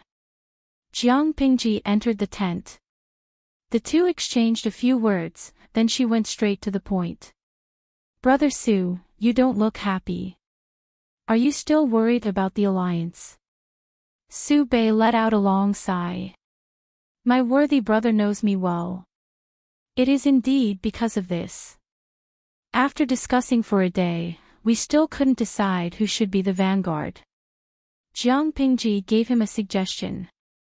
If that's the case, why don't we let each family send out a portion of their troops? That way, they won't have anything to say. Those with more troops will send more people. those with fewer troops will send less. No matter what, we can't just come to Jiamen Pass in a grandiose manner and not fight, right? Su Bei felt much better. His worthy brother was indeed more considerate. He was much better than those who shirked responsibility all day. Of course, he quickly changed his mind. Jiang Pingji said, "Brother Su, I have a request that I hope you can agree to." Su Bei's eyelids twitched subconsciously, but he maintained a warm smile on his face. "My worthy brother, please speak your mind." Jiang Pingji briefly repeated her and Feng Zhen's conjecture. She wanted to lead her 10,000 troops to attack Jiamen Pass. Su Bei groaned inwardly. It was indeed difficult to be the leader of the alliance. Previously, young Jian had made a fuss about withdrawing from the alliance. Now, Lu Shi wanted to leave the alliance and go on his own. What was going on? He said, "This is only your speculation. There is no concrete evidence to prove that Prince Changshu split his troops to attack the imperial city of Qinzhou. If this is true, it will be a great achievement. But if it isn't, aren't you worried that someone will use this as an excuse to attack you? In my opinion, it's better to give this matter further thought. Why don't you wait a little longer and I'll send some scouts to investigate." Jiang Pingji was so righteous that she wished she could carve the word justice on her face. This matter is urgent and cannot be delayed. As long as it can ensure the safety of the imperial court, I'm willing to go through fire and water for it. Su Bei didn't show it on his face, but his heart was already conflicted. If you leave midway, how will I explain this to the other feudal lords? Jiang Pingji pursed her lips and stared straight at Su Bei. Su Bei looked back at her silently. The two of them were in a stalemate when a soldier came to report that Yang Jian was requesting an audience. Su Bei was surprised. Why would Yang Jian suddenly visit at this time? Could it be that he couldn't stand the quarrel during the day and wanted to stir up trouble again? "Invite Chief Yang in." Yang Jian had arrived, but he wasn't alone. Behind him was a young scholar in a green bamboo robe, Yan Lin. Jiang Pingji frowned inwardly when she saw this. Chapter 722. As expected, when Yan Lin spoke on behalf of Yang Jian, Jiang Pingji knew what the two were up to. Su Bei was also surprised. He quietly listened to Yan Lin's words and secretly glanced at Jiang Pingji. Did the two groups really not discuss this beforehand? He had every reason to suspect that Yang Jian and Jiang Pingji had teamed up to mess with him. I didn't expect County Chief Yang to have such thoughts. Su Bei adjusted his emotions so that he wouldn't lose his composure. Both of them wanted to leave the organization and wander around. Did they even consider his feelings as the alliance leader? Everything else can be discussed, but this matter is a little difficult. Yan Lin was shocked. He subconsciously looked at Jiang Pingji. Why did the alliance leader say that he had such thoughts? Could it be? Su Bei gave a definite answer. He said, "Before County Chief Yang came, Brother Lanting was talking to me about this." Yan Lin pretended to be calm and smiled. "I didn't expect my lord to have the same thoughts as Magistrate Liu." Jiang Pingji secretly chuckled. Just by looking at Yang Jian's face, she didn't believe that Yang Jian had come up with these ideas.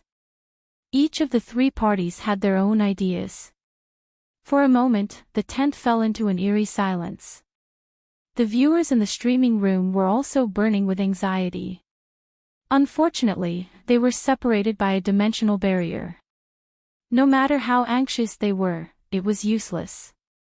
"Hank Xiaoyu, I'm so angry. I want to grab Su Bei by his collar and smash his head open. What is this person so conflicted about?" The Fairy Queen's crimson, sigh, he's the alliance leader. He has to consider many things and weigh the benefits. I have a good impression of Su Bei, but if he keeps obstructing us, I also want to smash his head open for his nonsense. Xingshitai, you all want to smash Su Bei's head open. I feel sorry for him.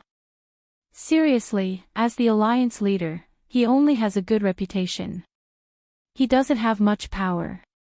The streamer and Yang Jian both wanted to leave the group. Su Bei was also very tired. Mi Zhou, actually, I'm more interested to know if the streamer will work with Yang Jian's troops. After all, they are all going for the same goal. The streamer doesn't have enough troops. If she works with Yang Jian's troops, they can take care of each other.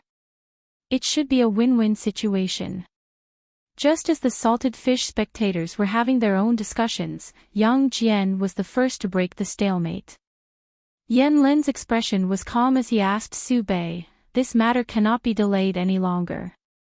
I hope that the alliance head can agree to it as soon as possible." A bitter smile appeared on Su Bei's face as he skillfully and easily played Tai Chi. "I know that you want to be loyal to the country, but nothing can be accomplished without rules. The Alliance Army's rescue of the king concerns the fate of the country, and I cannot allow you to act recklessly. I must first discuss this with the other vassals." Yan Lin was a little angry. Even though he spoke calmly, there was a hint of mockery in his voice.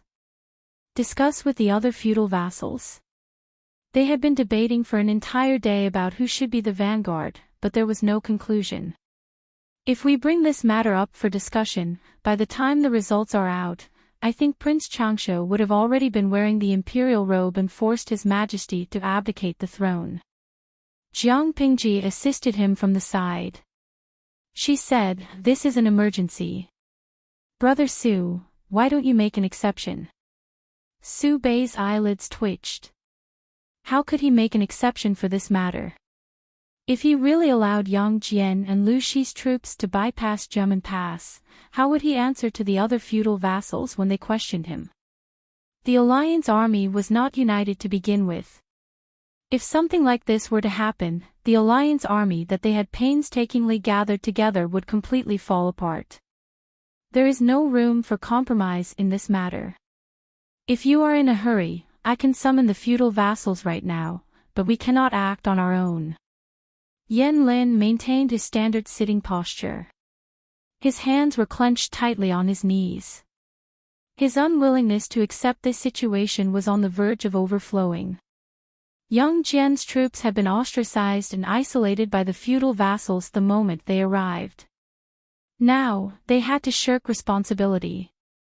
It was really frustrating. Jiang Pingji was unhurried. She turned to Su Bei and said, "Brother Su, have you ever thought about the alliance's future?" Su Bei asked in surprise, "What do you mean, brother?" Jiang Pingji smiled. "The alliance army has been ordered to rescue the king. It is only right and proper for us to follow orders and punish rebels. However, there is a precondition. The person sitting on the throne must be the current emperor. If it's someone else, if it's Prince Changsho, at that time, we'll be traitors." Su Bei's eyelids twitched. If the alliance army was labeled as rebels, Su Bei, as the leader of the alliance, would be the first to bear the brunt of the blame.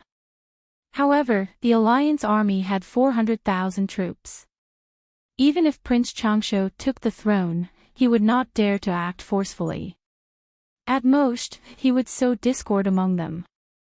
If we can save the royal family and nobles in Qinzhou and ensure the emperor's safety, it will all be due to Brother Su's meritorious command. Chief Yang and I will only take credit for running errands. Even if we can't save them, with Brother Su's family background and resources, you can easily escape." Su Bei agreed with this statement in his heart, but on the surface, he acted as if he had been insulted. "Brother, in your eyes, am I such a hypocritical and pretentious scoundrel?" Jiang Pingji was not surprised by Su Bei's reaction. She said, "Of course I know Brother Su is not such a person, but I am worried." Seeing the feudal vassals at the alliance meeting wrangle all day and do nothing proper, I am afraid that they will tarnish Brother Su's good reputation. The people of the world will not investigate how greedy and cowardly these feudal vassals are. They will only think that the alliance leader is indecisive and incompetent. Brother Su, please reconsider. She was not good at other things, but she definitely knew how to grasp the weaknesses of others. Su Bei's weaknesses were reputation, prestige, and meritorious service. The right medicine would be effective quickly. Yan Lin lowered his eyes and listened, as if the things around him had nothing to do with him. However, he was very clear that Su Bei had been persuaded by Jiang Pingji. As expected, Su Bei's expression changed drastically. After struggling for a while, he said, "Brother, you only have 10,000 men under your command. If you are not careful and encounter Prince Changshou's elite troops, you will be in danger." "This won't do. How can I put you in danger?" Jiang Pingji smiled. "It's fine. Don't we still have Chief Yang here? The two armies together have 25,000 men, which should be enough to deal with." Su Bei turned to Yang Jian and the others, using his eyes to ask for their opinion. Yan Lin agreed. "I will listen to the alliance leader's command." Su Bei slammed his hand on the table, feeling a surge of heroism. He finally relented and agreed to this matter. As for the other feudal vassals, he would think of a way to deal with them. After leaving the tent, Yan Lin snorted coldly. "District Magistrate Liu, you are so generous." Jiang Pingji smiled and asked in return, "Why do you say so, sir? We have sacrificed our lives and shed our blood at the front lines, but in the end, we give all the benefits to Su Bei. Isn't that generous?" Jiang Pingji shrugged her shoulders. "If you don't sacrifice your children, you won't be able to catch the wolf. Meritorious service is an empty thing. Only the benefits that are in your hands are real. If they did not use meritorious service to bribe Su Bei, he would never let them go." Yan Lin understood this logic, but he still felt a little disgusted. "Since we are fated to work together, why don't we gather the strength of our two families and discuss this together?" Chapter 723. Jiang Pingji teased him with a smile, "You don't sound very willing." Yan Lin didn't utter a word. He just stared at her for a long time with his jet black eyes. He had been completely represented by an irrelevant person, and at the same time, he had lost a part of the benefits that he could easily reap. No one would be happy about that. Jiang Pingji was aware of his resentment. A sly smile flashed across her bright eyes. She shamelessly joked with him shamelessly. "I know you have resentment in your heart, but when it comes to haggling over it, you should thank me. If it weren't for me, Su Bei wouldn't have let them go so easily. He didn't have to do anything. All he had to do was stall for 3 to 5 days. Then, it would be too late." Even though Chief Yang had caused a ruckus earlier, which made the other feudal lords wary of him, it wouldn't last long. Jiamen Pass hadn't been conquered for a long time, so someone had to be the scapegoat. Among all the feudal lords, is there anyone more suitable than your lord? It wasn't easy enough to leave this troublesome place. Yan Lin's face darkened. He turned his head away from the annoying smile on the man's face. It was Jiang Pingji who had set them up, but in her mouth, she made it sound like Yang Jian and Yan Lin were grateful to her. His ability to invert right and wrong was already at the pinnacle of perfection. This person isn't simple. After parting ways, both parties went back to reorganize their troops. Yan Lin, who had been silent for a long time, spoke for the first time. Yang Jian said, "Dragons give birth to dragons, phoenixes give birth to phoenixes, and mice give birth to children who know how to dig holes. How could Lu Shi's son be a good person? I just didn't expect Lu Shi to not only be good at fighting, but also be so eloquent. Now that I think about Jingze, it's really worrying." In Yang Jian's eyes, Jiang Pingji was a typical other people's child. Yang Tao, his own child, always made him worry. Hearing young Jian talk about his son, Yan Lin couldn't help but feel wronged for his best friend. Jingze has a good temper, and he's passionate and loyal. He's much better than someone with a dark heart. Even if his best friend was a retard, Yan Lin still felt that the naughty kid's best friend was a better person. Young Jian laughed bitterly. To put it nicely, it's passionate and loyal. To put it bluntly, it's impulsive and brainless. Fortunately, this kid was fortunate in his previous life to have a good friend like you. With you looking after him for me, I won't have to worry about him being bullied after 100 years. Young Jian had many children, but he only had one son, and he was the son of his first wife. He loved him even more. Unfortunately, this child had been a one-track mind ever since he was young. He had stirred up a lot of trouble, causing young Jian to worry so much that his beard was no longer as smooth as it used to be. Young Jian heaved a sigh of relief when he met Yan Lin. Yan Lin smiled. The Lord is in his prime. He won't look old in another 30 or 50 years. Young Jian stroked his beautiful beard. The two of them returned to the camp surrounded by his personal guards. He ordered the troops and horses to be reorganized and things to be packed. There was still some time before they set up camp. Yan Lin went to Jiang Pingji's camp to discuss some matters. Lu Shi and Lu Shi were father and son. Their campsites were very close to each other. When Yan Lin arrived, Lu Shi's campsite was busy tidying up. Lu Shi's campsite was as quiet as ever. He frowned and suppressed his doubts. My father doesn't like fighting and killing. He had no choice but to come to this alliance meeting. Jiang Pingji could tell what he was thinking. She explained with a smile, using a surprise attack to stop Prince Changshou's elite troops was too exciting for him, so I didn't want to disturb him. If you don't ask for help from the Lu governor, you only have 10,000 men. Is that enough? Yan Lin asked. Jiang Pingji said, it's enough.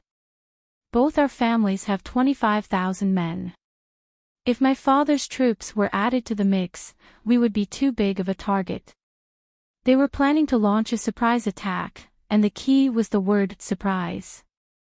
If they were discovered by the enemy because they were too big of a target, the final result would be greatly reduced. They might even lose their lives. Yan Lin's expression softened a little. That makes sense.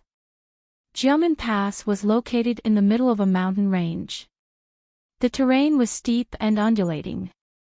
It would be very difficult to go around it and enter Qinzhou. However, just because it was difficult didn't mean it was impossible. If we want to go around Jiamen Pass, there are two ways. As the representative of Yang Jian's army, Yan Lin wasn't a pushover. Since he had the guts to come up with this plan, he was naturally well prepared. Even though it was an away battle, he was still full of confidence. The first way is through the water, but the current is fast and dangerous. We have to go against the current. If we aren't good swimmers, we won't be able to cross it. Yang Jian's men were from Zhangzhou's Dongmen County. There were many waters there, and the water was fierce. Every one of them was a natural swimmer. The water route around Jiamen Pass was only moderately difficult for them. However, most of Jiang Pingji's soldiers didn't know how to swim, which was a bit embarrassing. Feng Zhen smiled and pointed at a certain mountain range on the map. The other way should be here, right? Yan Lin said, yes. However, the mountain path is rugged and dangerous. Wild beasts and poisonous insects roam the land. Normal people don't dare to enter because it's easy to get lost. In other words, if Jiang Pingji wanted to stop Prince Changshou, she had to choose between these two ways. If she felt that it was too dangerous and didn't want to take the risk, she could choose to take the longer route. However, it would take a lot of time, and she might even run into Prince Changshou's scouts. The two ways Yan Lin chose were both the shortest. If they walked normally, they would be able to get around Jiamen Pass in one night. Jiang Pingji smiled and made the decision. Deal. Let's set a time and place. We'll wait for you there. As soon as she said this, Yan Lin's expression turned into one of shock. The live stream room was flooded with comments of 666 for her domineering words. Liu Huiyu, my streamer is still as domineering as ever. Not climbing koala, eh? What did the streamer do this time? Why are you guys giving her so many comments? Cha Yuanfei, hey, can't you tell?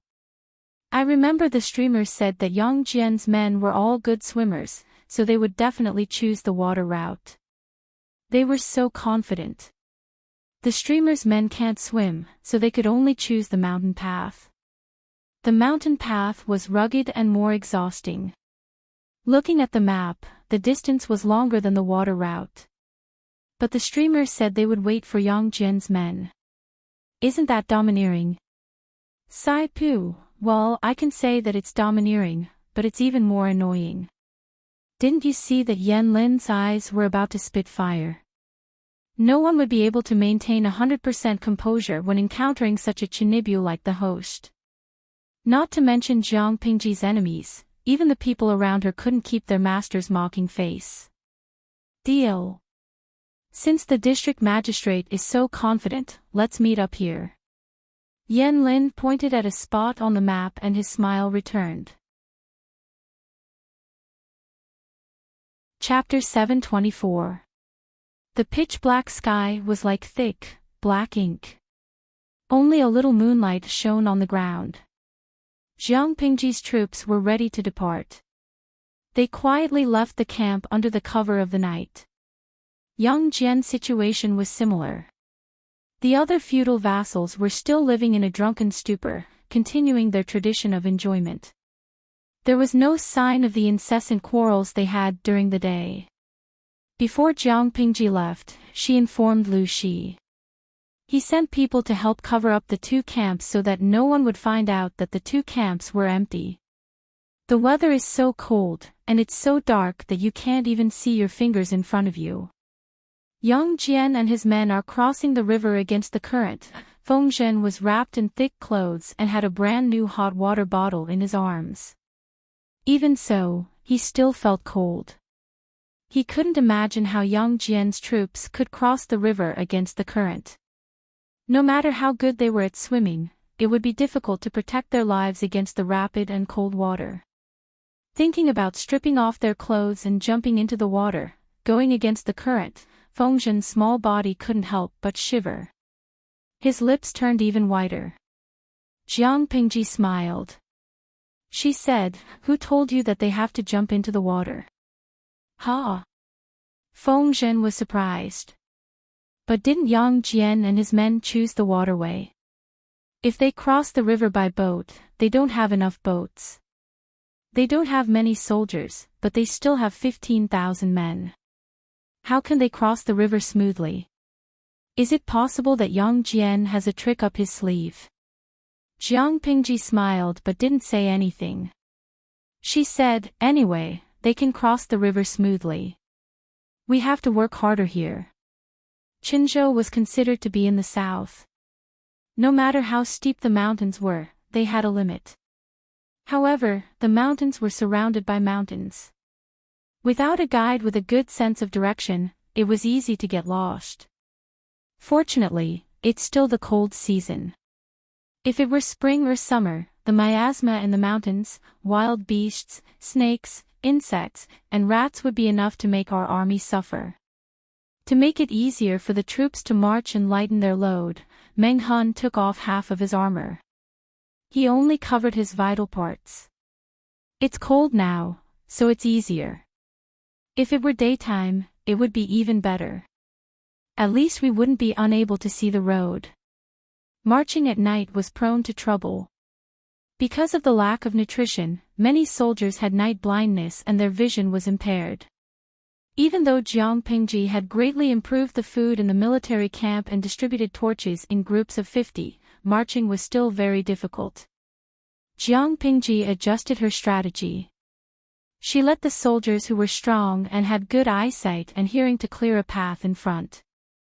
The soldiers who had weaker eyesight and physical strength were in the middle and back. If the soldiers clearing the path got tired, another team would take their place to ensure that they advanced at a constant speed.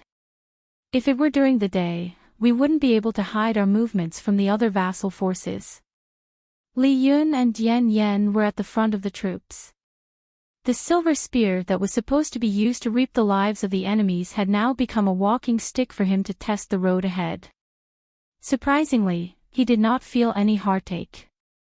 As long as we hide it from Prince Changshuo's eyes and ears, I'm afraid they won't be able to guess that we actually dared to take an unorthodox path and bypass Jiamen Pass. The road was too rugged. Yang Si and Feng Zhen had already dismounted from their horses and were walking. Before long, they were panting and sweating profusely.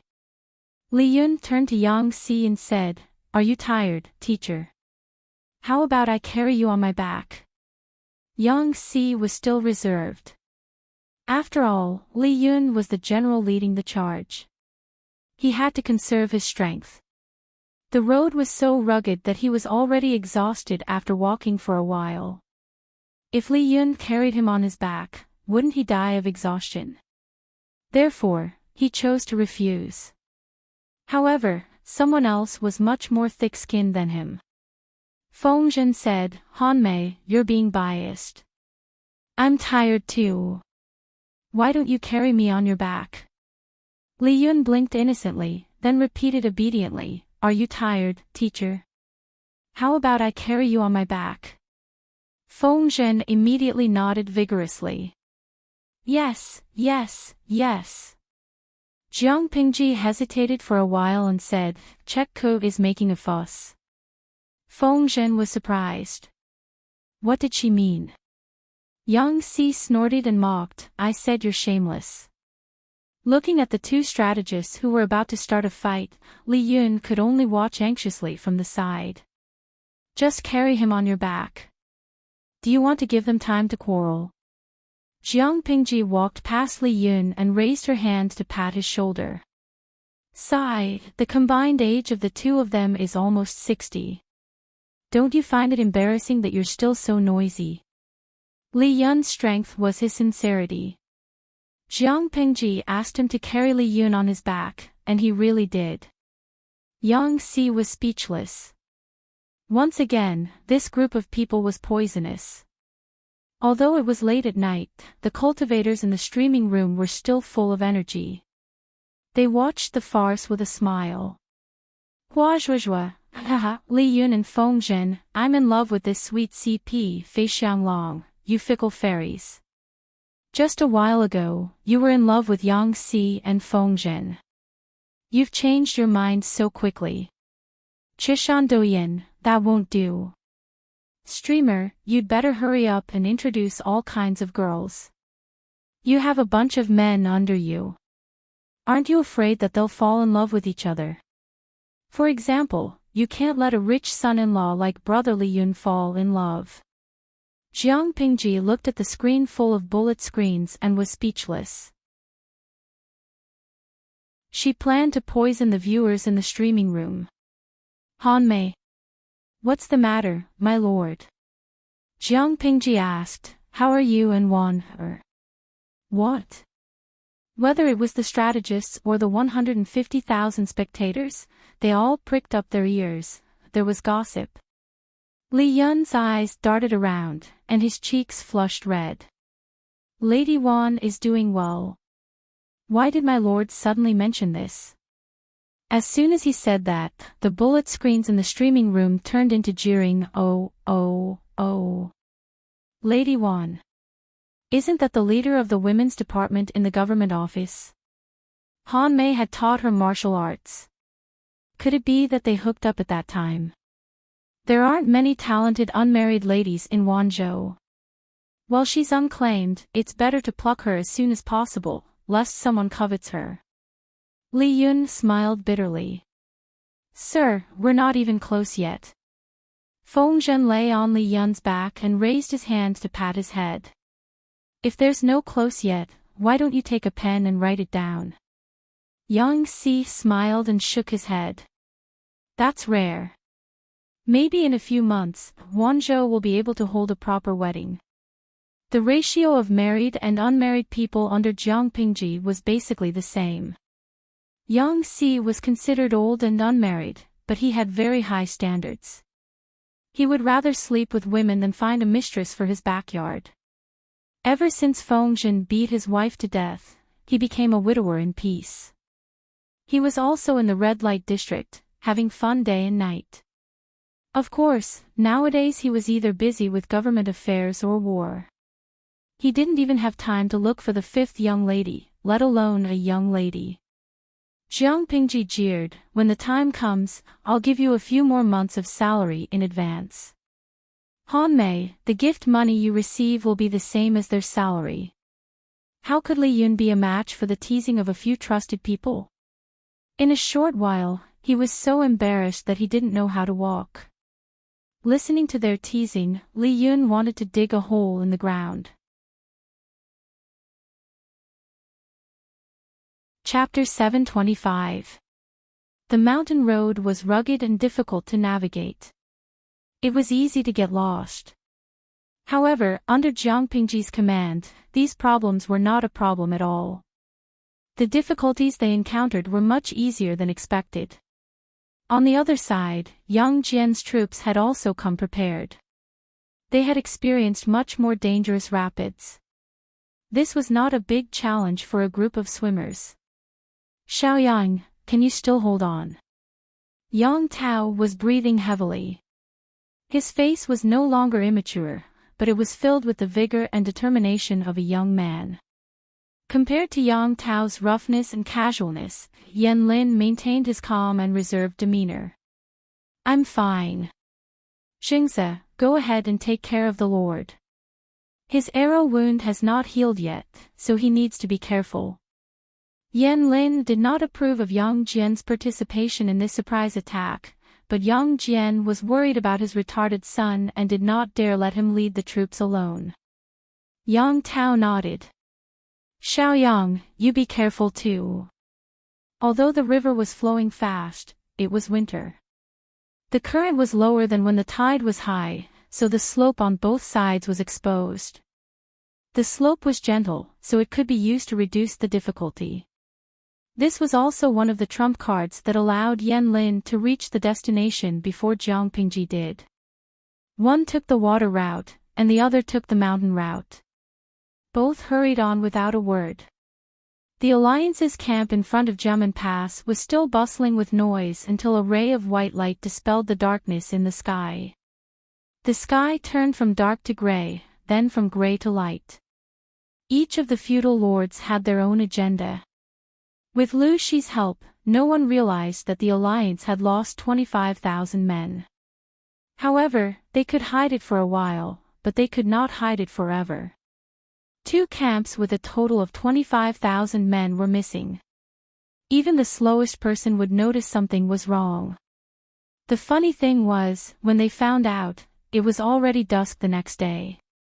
Upon receiving this news, all the clans were shocked.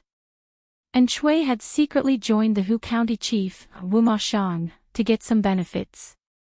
When Chui heard the news, he saw Wu Mashang's sinister smile. This Lu Shi is just a so-so. A coward who ran away from battle. Lu Zhongqing must be crying his eyes out to have such a son. Wu Mashang snorted. Although he had no conflict with Jiang Pingji, he still hated the Lu father and son. Chongzhou, Wanzhou, and Hu County were all in the hands of the Lu father and son. As a member of the royal family, how could he stand it? Did the world belong to the Wuma family or the Lu family? And Chui said in a low voice, Lu Shi is not that kind of cowardly person. He would never run away in the face of battle. There must be some secret that we don't know about since he left in the middle of the night. Alliance head Su Bei should know about it. The prefectural governor can go and ask about it. Wu Mashang snorted disdainfully. Although he said that he did not care about others, he was still very afraid of them. Okay, let's go. On the other side, Huang Song also received the news at the same time. He didn't have much of a relationship with Yang Jian, so it wasn't easy for him to make a judgment. However, he had a certain understanding of Jiang Pingji and knew her temperament. Even if there were rumors outside that the two of them had fled at the last moment, Huang Song did not think so. There must be an inside story for the two forces to leave overnight. Feng Ju and Qing Jing looked at each other. They knew what was going on. Feng Ju and Qing Jing looked at each other. As if they had a tacit understanding of each other, they realized the crux of the matter and secretly realized that something was wrong. By the time Huang Song and the others arrived, the tent was already filled with people who had heard the news. They were not there to ask about the whereabouts of Yang Jian and Jiang Pingji's troops. They just wanted to watch Su Bei's show. They weren't there to ask about the whereabouts of Yang Jian and Jiang Pingji's troops. They were just there to watch Su Bei's show. Su Fei laughed. Big brother, you are not doing your job as the alliance leader. Someone came and went as he pleased. Su Bei glanced at him. There was no sign of panic or anger on his face. Instead, he was calm and composed. Who told you this? Su Bei glanced at him.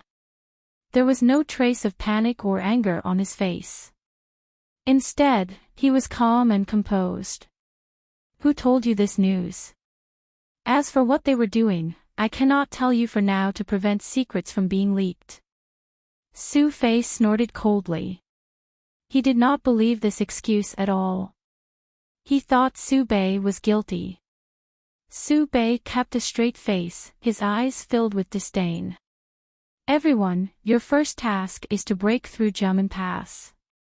Nothing else is important. Su Bei's face was stern, and his eyes were filled with disdain. Everyone, your primary mission is to break through the Jiamen Pass. Everything else is unimportant. Lanting and Commandant Yang only had 25,000 soldiers, less than 10% of the Allied forces. Is it impossible to conquer Jiamen Pass without them? Alliance Master, you misunderstand. Su Fei's tone was sarcastic, and his eyes were full of provocation. Without them, the Alliance will naturally be able to conquer Jiamen Pass. However, as a member of the Alliance, he acted on his own. Did he take the Alliance leaders seriously? With their actions, how could the Alliance's morale be united? Similarly, as the leader of the Alliance, you are also responsible for neglecting your duties. The tent was filled with the smell of gunpowder. Su Bei had said that Jiang Pingji and the others were being dispatched in secret and that the other details could not be made public. Su Fei insisted that this was Su Bei's excuse. Enough. Suddenly, a voice that was like ice jade was transmitted from outside the tent into the tent. Lu Shi, dressed in a scholarly robe and with a heavy cloak draped over his shoulders, strode in. His eyes were cold, and his stern expression made it impossible for anyone to make a sound. If everyone is curious, then wait for half a month. There will naturally be news of victory. Su Fei was a little afraid of Lu Shi's authority, but he was not afraid of death. Of course, as a father, I have to take care of the aftermath for my son. What if there is no news of victory in half a month? If there was no news of victory in half a month, it meant that Lu Shi's ambush had failed. He did not achieve the desired result, and he might even be killed by Prince Changshuo's army. His life would be in danger. Su Bei secretly signaled for Su Fei to shut up, but the kid continued to provoke him. If there is no news of victory, I will break through Jiamen Pass. Lu Shi said calmly. The son was arrogant, but the father was no different. Everyone was a little confused at first, but when they realized what was going on, they all glared at him. Lu Zhongqing, do you mean that we will not be able to break through Jiamen Pass in half a month? Lu Shi's lips curled into a mocking smile. It's good that you know your limits. Su Fei slammed his palm on the table. He was so angry that his hands were shaking. Lu Shi didn't even pay attention to him. He flicked his sleeves and left.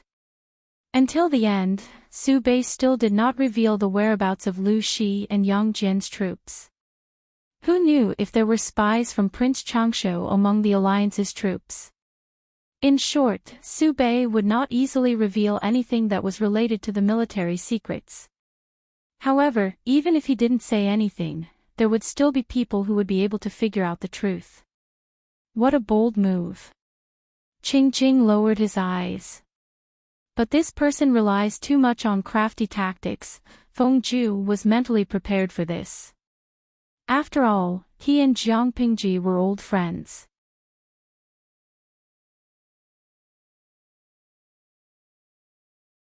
According to her understanding of the audience, they must be posting all kinds of delicacies. She wouldn't go looking for trouble. Everyone ate until they were 70 to 80% full, and then rested for 4 hours. The sun had already risen high above their heads. It's almost time. Let's go and meet up, Jiang Pingji said. The rendezvous point was only an hour's walk away. Jiang Pingji was not in a hurry. She tried her best to take care of the soldiers. When they arrived, Yang Jian's troops were already resting at their destination. Yan Lin was surprised to see them. According to his conjecture, even if they didn't get lost, they would have to take some detours. They wouldn't be able to make it in time. In the end, they arrived at their destination. Yan Lin's gaze fell on the soldiers' faces. Although they were tired, they didn't look like they hadn't rested for more than a dozen hours. In other words, they must have rested halfway through the journey. If they hadn't rested, they might have arrived earlier than they did. Thinking about this, Yan Lin didn't dare to underestimate them anymore. He paid more attention to Jiang Pingji. Since the two families were working together, they had to share some information. In Qinzhou, other than the power of the court, there was also the power of Prince Changshu. If the two families wanted to stop Prince Changshu's power, not only would they have to be fast, but they would also have to make sure that their information was not leaked. Otherwise, if the enemy was prepared, it would be difficult for them to achieve the desired result. How could they ensure that their tracks were not leaked? Of course, they had to plan the best route to avoid possible spies, and at the same time, they had to make sure that they didn't waste any time. The conditions were simple, so the two families found a random place and gathered together to discuss. Yang Jian and his son had never had a say in such things. They didn't mind letting Yan Lin have full control of the situation. On Jiang Pingji's side, the generals had their own tasks. They trusted the military counselor and their lord's experience, so they didn't interrupt. At that moment, Yan Lin realized that Lu Shi was very different from the other lords. Usually, the lords would wait for the strategists to discuss before making a decision. Jiang Pingji, on the other hand, was directly involved in the discussion. She wasn't pretending to understand. Seeing this, Yang Jian sighed even harder. When comparing goods, you have to throw them away. When comparing people, you have to die. If his son didn't have to worry half as much as Lu Shi, he would be very happy.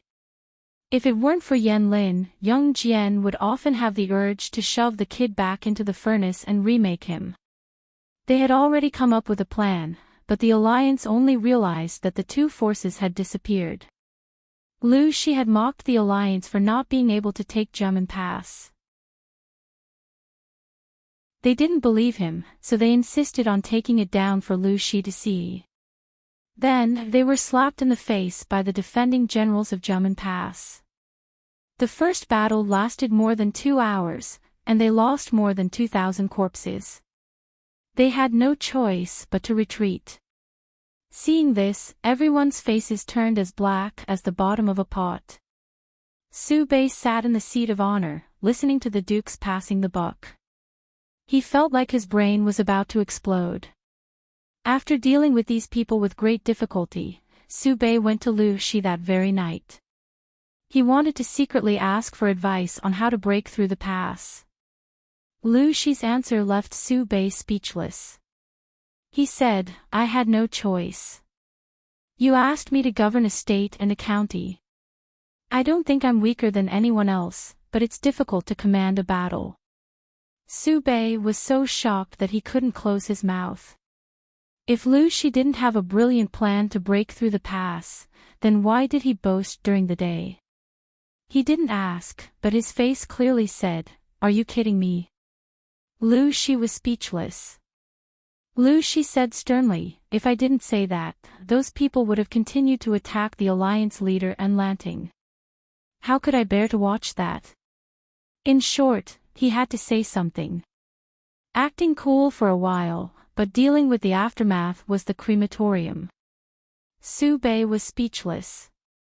"If there's no news of victory in half a month, how will you deal with it, Governor Lu?" What he said was like spilled water. If he wasn't careful, he would be slapped in the face. If he was slapped in the face, how would he keep his dignity as a governor? Lu Shi secretly rolled his eyes and said, "In half a month, the Alliance's 400,000 soldiers should be able to break through Jiamen Pass. I said that they're useless. Are they really willing to give up? Even if we take 10,000 steps back and say that we can't break through Jiamen Pass, I still have faith in my Lanting. There will definitely be news of victory in half a month. If we fail on both of these points, we'll think of another way. I'm not in a hurry." Su Bei was speechless. "You're not in a hurry, but he is."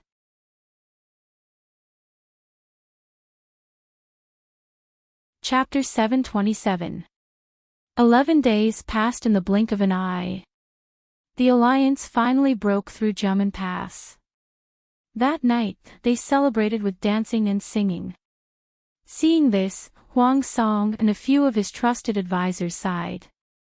Those idiots. It took them 11 days to break through Jiamen Pass. I don't know what to celebrate. Huang Song was so angry that he pounded the table. The music from outside drifted in and drilled into his ears, causing him to be upset. Feng Ju and the others looked at each other and smiled bitterly. What was the difference between the alliance and the mud? Tomorrow, the army will leave for Jiamen Pass. I just hope we can make it in time. Feng Ju sighed. Qing Jing lowered his eyes and said coldly, "How can we make it in time? I'm afraid the imperial city of Qinzhou is already in danger. Damn it, these short-sighted people are still so smug. Who would dare to admit that they're greedy? Now, we can only pin our hopes on Lu Shi and Yang Jian and hope they can be fast enough. Even if we can't save the imperial city, we have to save His Majesty." Because the 5 kingdoms had only been established for a short period of time, coupled with the education of the aristocratic families, the scholars were not very loyal to the country. Qing Jing and Feng Ju were typical examples.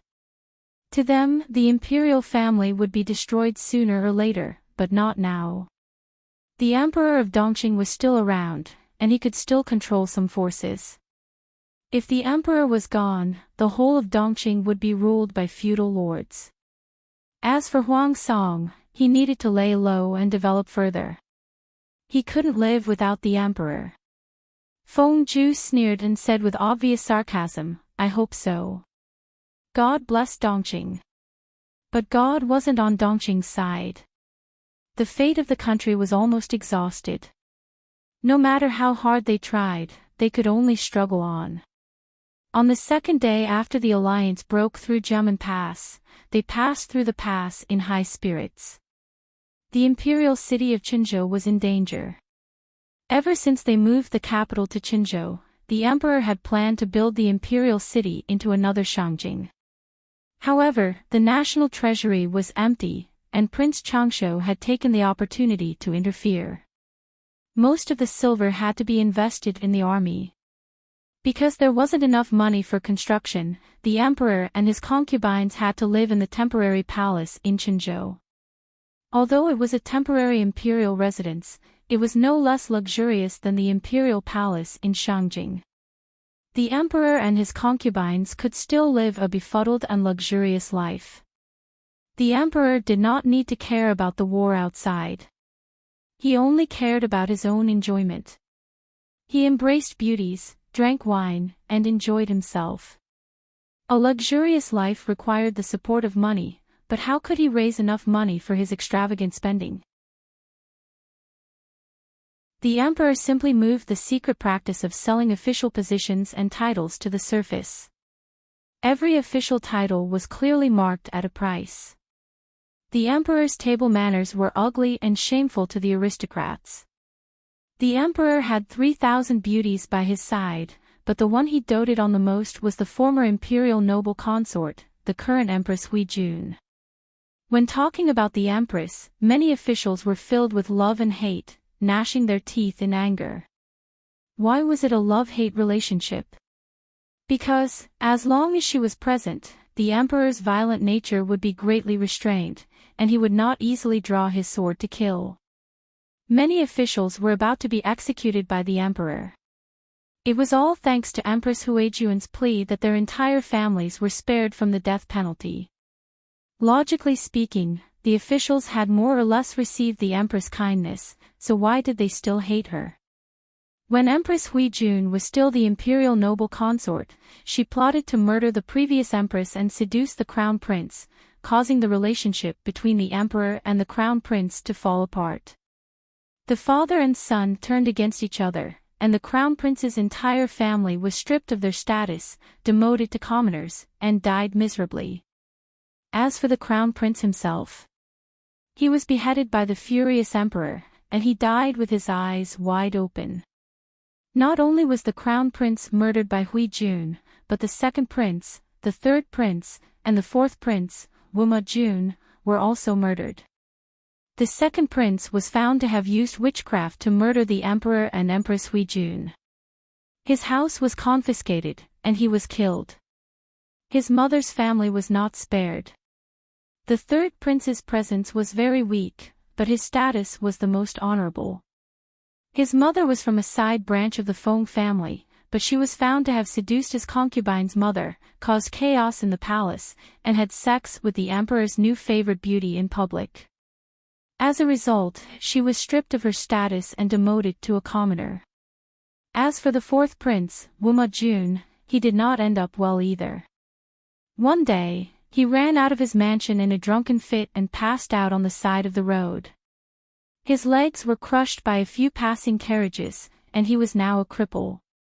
Many imperial censors investigated and pointed the finger at Empress Huijun, but the emperor was deeply infatuated with her and did not listen to them at all.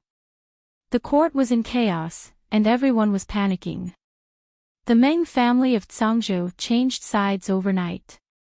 Prince Changshu, who was originally in a state of decline, made a comeback and defeated the Chenzhou army. The emperor drank until he was drunk, and Huijun spent all day with him.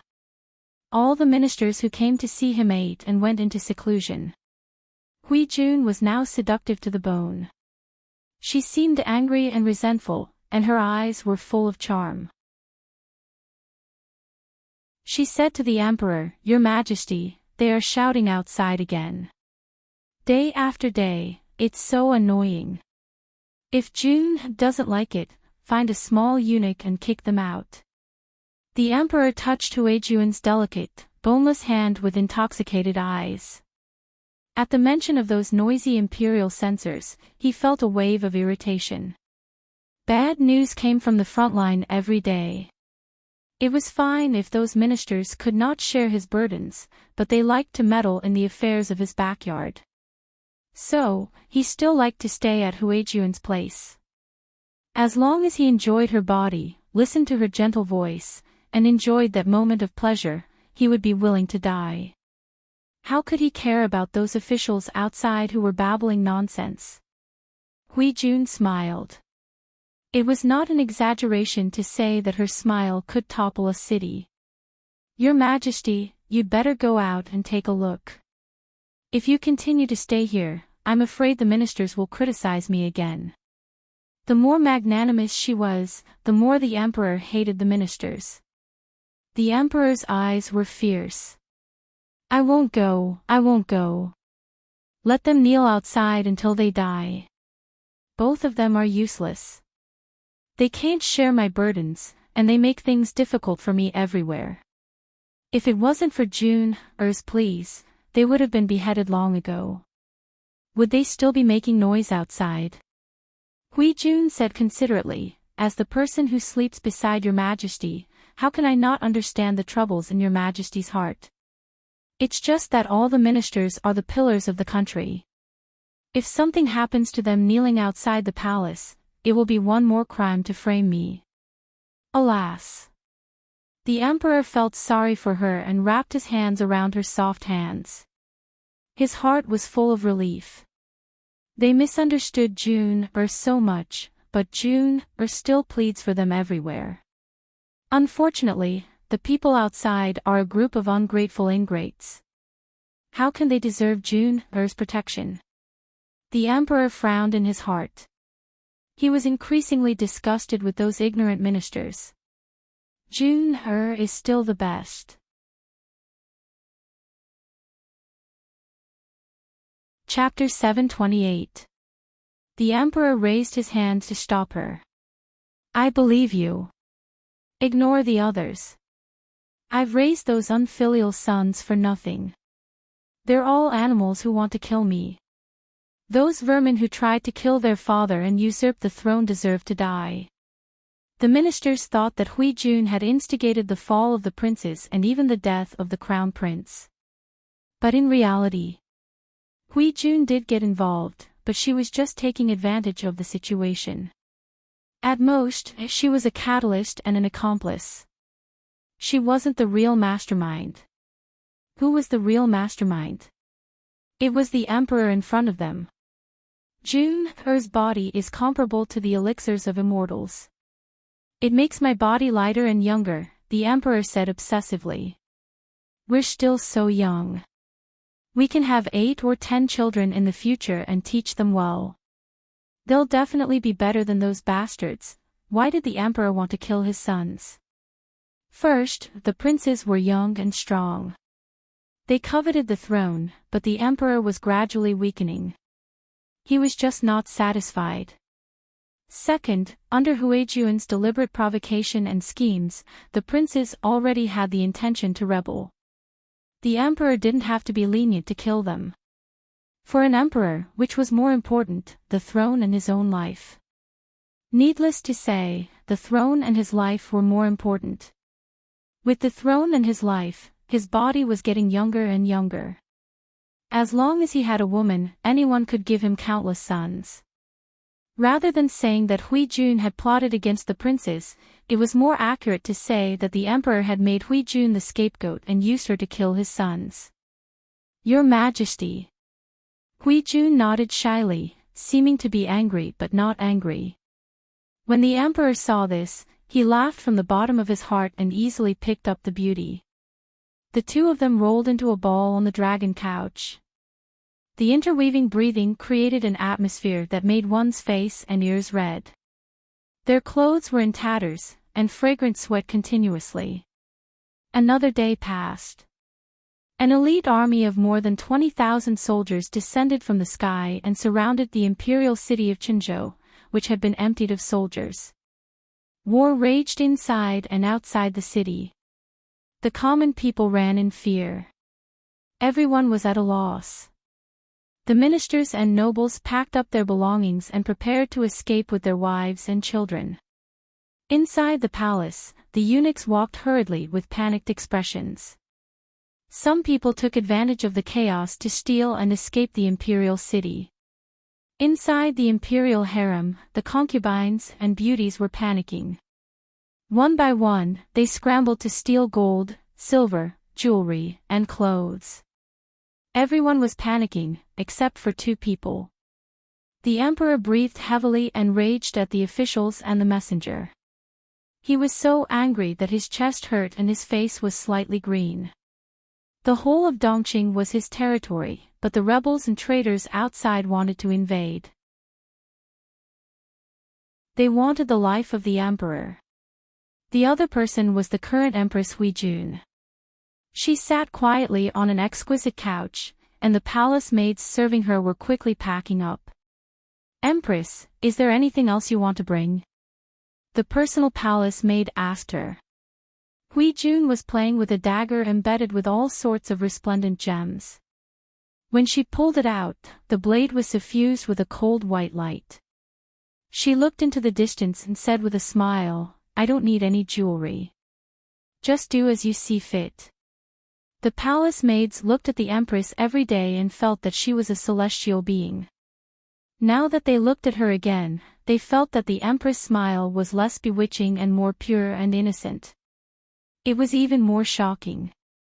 The palace maids returned to their senses and continued to tidy up the treasures in the Empress' palace.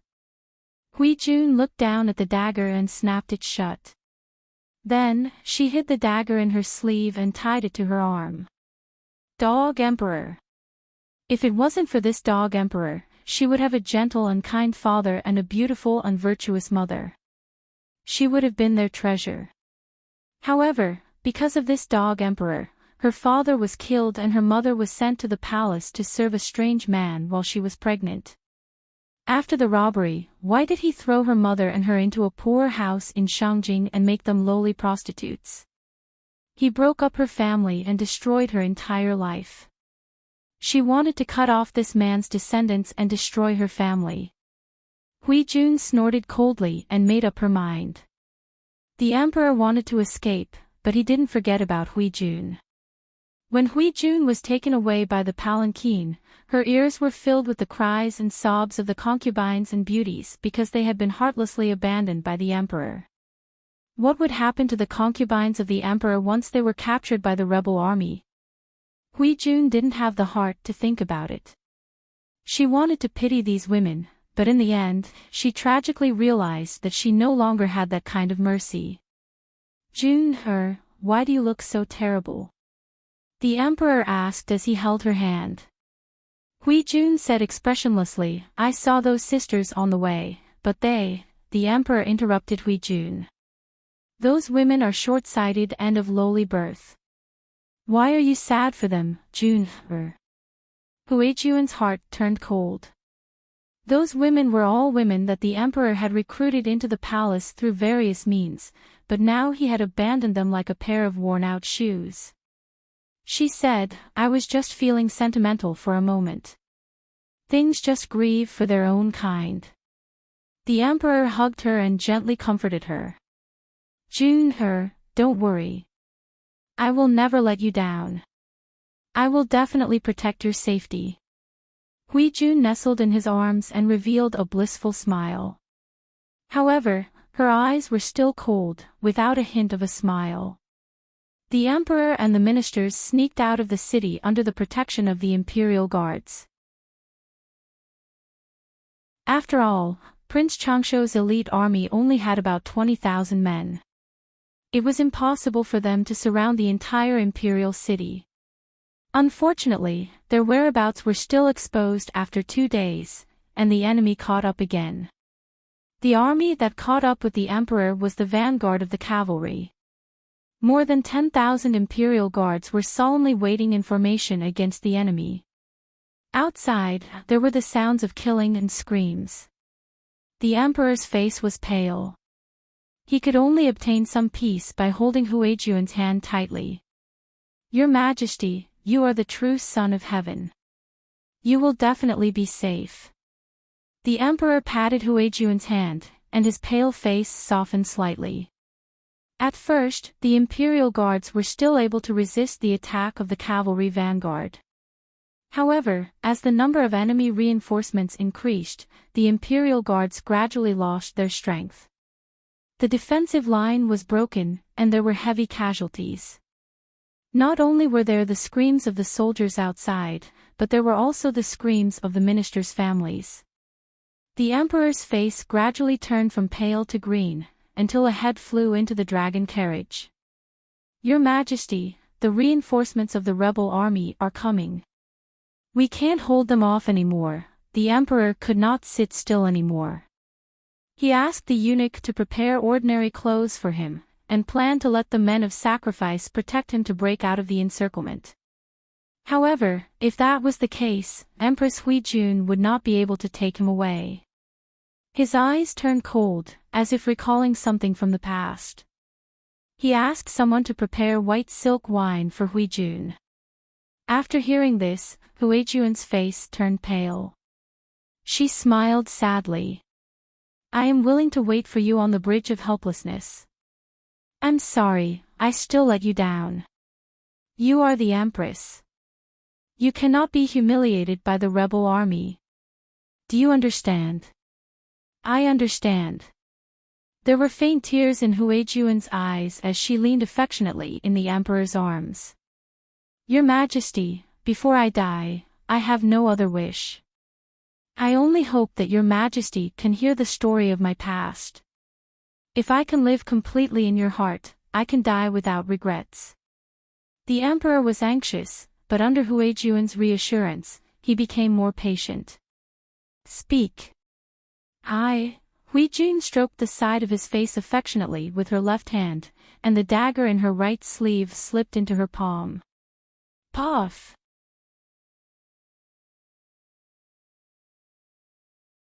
Chapter 729. You. Vile woman, the emperor had just been regretting losing Huijun, but in the next second, this woman thrust a dagger into his heart. He used all his strength to try and break free. His eyeballs almost popped out of their sockets, and he soon stopped breathing. Huijun sneered. Her blood-stained face broke into a carefree smile that had never been seen before. Her voice trembled as she went mad. "Dog Emperor, do you know how much I hate you?" As she spoke, she thrust the dagger in her right hand into his heart. She twisted the hilt and crushed his heart. Blood flowed from the wound and dyed her hand bright red. Her slender fingers were the color of red agate. "My hatred for you runs deep into my bones. You ruined my entire family and my life. Dog Emperor, you deserve this. You can die with everlasting regret. Open your eyes and watch. Your empire will follow you to hell. Don't forget who killed you in front of the King of Hell." The emperor widened his eyes and breathed his last. Huijun pressed him to the ground and used all her strength to push the dagger into his heart. Then, she cut to the side and pulled open the wound. "Your Majesty, open your eyes. Look, your blood is red, and so is your heart. I thought your heart had long been dyed black and filled with sludge." Huijun put her right hand into his chest through the wound and said with a silly smile, "Your Majesty, open your eyes and take a look." Clang! The sound of something falling alarmed Huijun. She turned her head abruptly. Her beautiful eyes were no longer seductive. Instead, there was only ferocity left. She looked like a ferocious ghost that had crawled out of hell. The eunuch was looking at her in fear.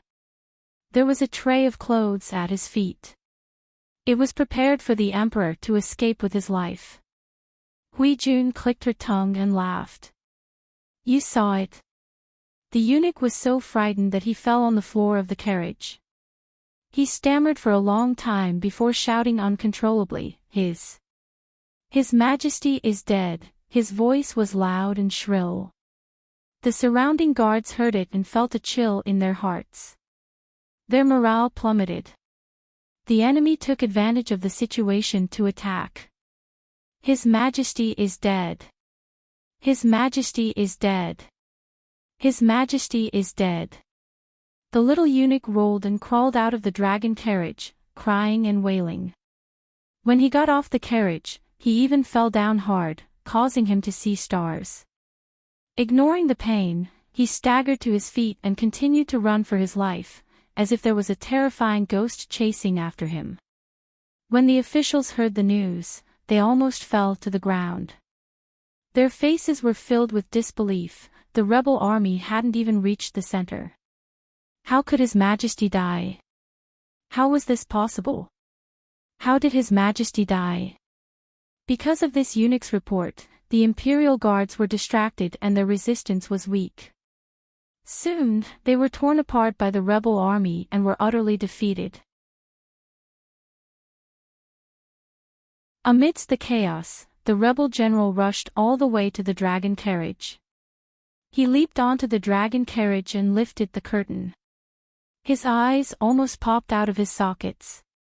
He saw a fat man in a dragon robe lying on the ground.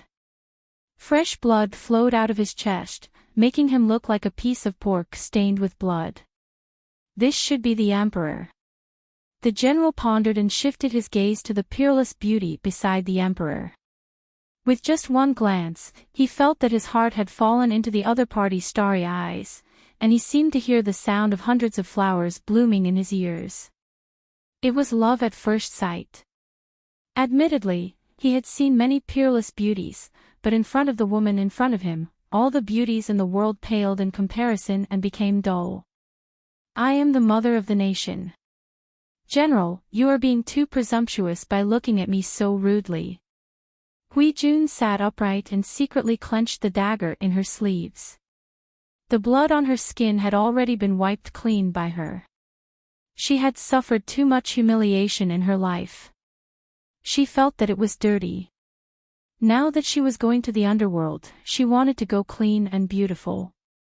The emptiness after getting her revenge made Hui Jun want to commit suicide. Living was too tiring. She was about to commit suicide when she didn't expect an unfamiliar rebel army general to barge in. This made Hui Jun's heart sink. However, thanks to the appearance of this rebel army general, Hui Jun regained her rationality and decisively gave up on the decision to quietly die. The previous Akeo had died long ago. The Hui Jun who lived was only for her Lang Jun, because this life was given to her by her Lang Jun. Unless her Lang Jun gave her permission, she had no right to dispose of this life, let alone commit suicide. No matter how difficult it was, she had to live. Mother of the nation. So you are the Empress. What a coincidence. The young general's eyes turned. His words were disdainful, but he secretly felt that it was a pity. Such a beautiful woman should have been treated carefully by the most magnificent man in the world. How did she end up with a man with a fat head and a pig's brain? Hui Jun looked at the man calmly. She smiled sweetly and her eyes were full of charm. I am the mother of the nation. General, are you going to treat me like a normal concubine? The man thought that Hui Jun would panic and cry or lose her composure and beg for mercy, just like the beautiful concubine who had been captured in the imperial city of Qinzhou. However, he didn't expect Hui Jun to have such a reaction. She didn't look like a prisoner at all. Not only did she not, but she was also arrogant. He was clearly looking down on her, but she was arrogant as if she was looking down on all living things, including him. Even he couldn't help but want to kneel at her feet to show his submission. This thought only appeared for a moment before he forcefully suppressed it. He laughed arrogantly. You are the mother of the nation and my spoils of war. Naturally, you will be treated differently from normal concubines. Hui Jun's heart relaxed. She had already sheathed the dagger in her sleeve. In a moment of panic, Hui Jun felt something tighten around her waist. Her whole body crashed into the man's chest and touched the cold and smelly armor. Beauty, I know you have a dagger in your hand. You can also use it to hurt me. Whether or not you can hurt me depends on your ability. As he said this, he smiled and bit Hui Jun's earlobe. His warm and husky voice was full of seduction. Hui Jun was also experienced. How could she not know what this man was planning? She secretly gritted her teeth and resisted the urge to hurt him. Now, self-preservation was the most important thing. She could bear with anything else. The man laughed and picked Hui Jun up and mounted the horse. The fighting outside continued. The rebel army's advantage was becoming more and more obvious. The rebel army and the imperial guards were fighting. Both sides were in a killing frenzy and didn't pay attention to the situation outside. The rebel army general felt very comfortable with such a beautiful woman. Just as he was about to pick up his weapon and continue killing, an inexplicable sense of danger shot from the soles of his feet to his brain. He couldn't describe the feeling. If he wanted to describe it specifically, it was as if there were eyes staring at him from all directions, making it impossible for him to escape. He raised his eyebrows and clamped down on the horse. Just as he was about to find the source of the danger, he saw chaos in a certain part of the battlefield. Hui Jun was leaning in the man's arms, accepting her fate. She calmly planned her next step. She knew that her face and body were the most irresistible attraction to men. If used well, she would be very safe. As she thought this, the man hugging her suddenly shouted and urged the horse to gallop in a certain direction. Hui Jun suddenly opened her eyes when she felt the jolt. Her bright eyes grew brighter and brighter, and her heart ached.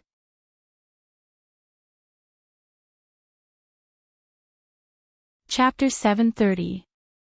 Lang Jun. The man's sharp ears caught Hui Jun's murmur.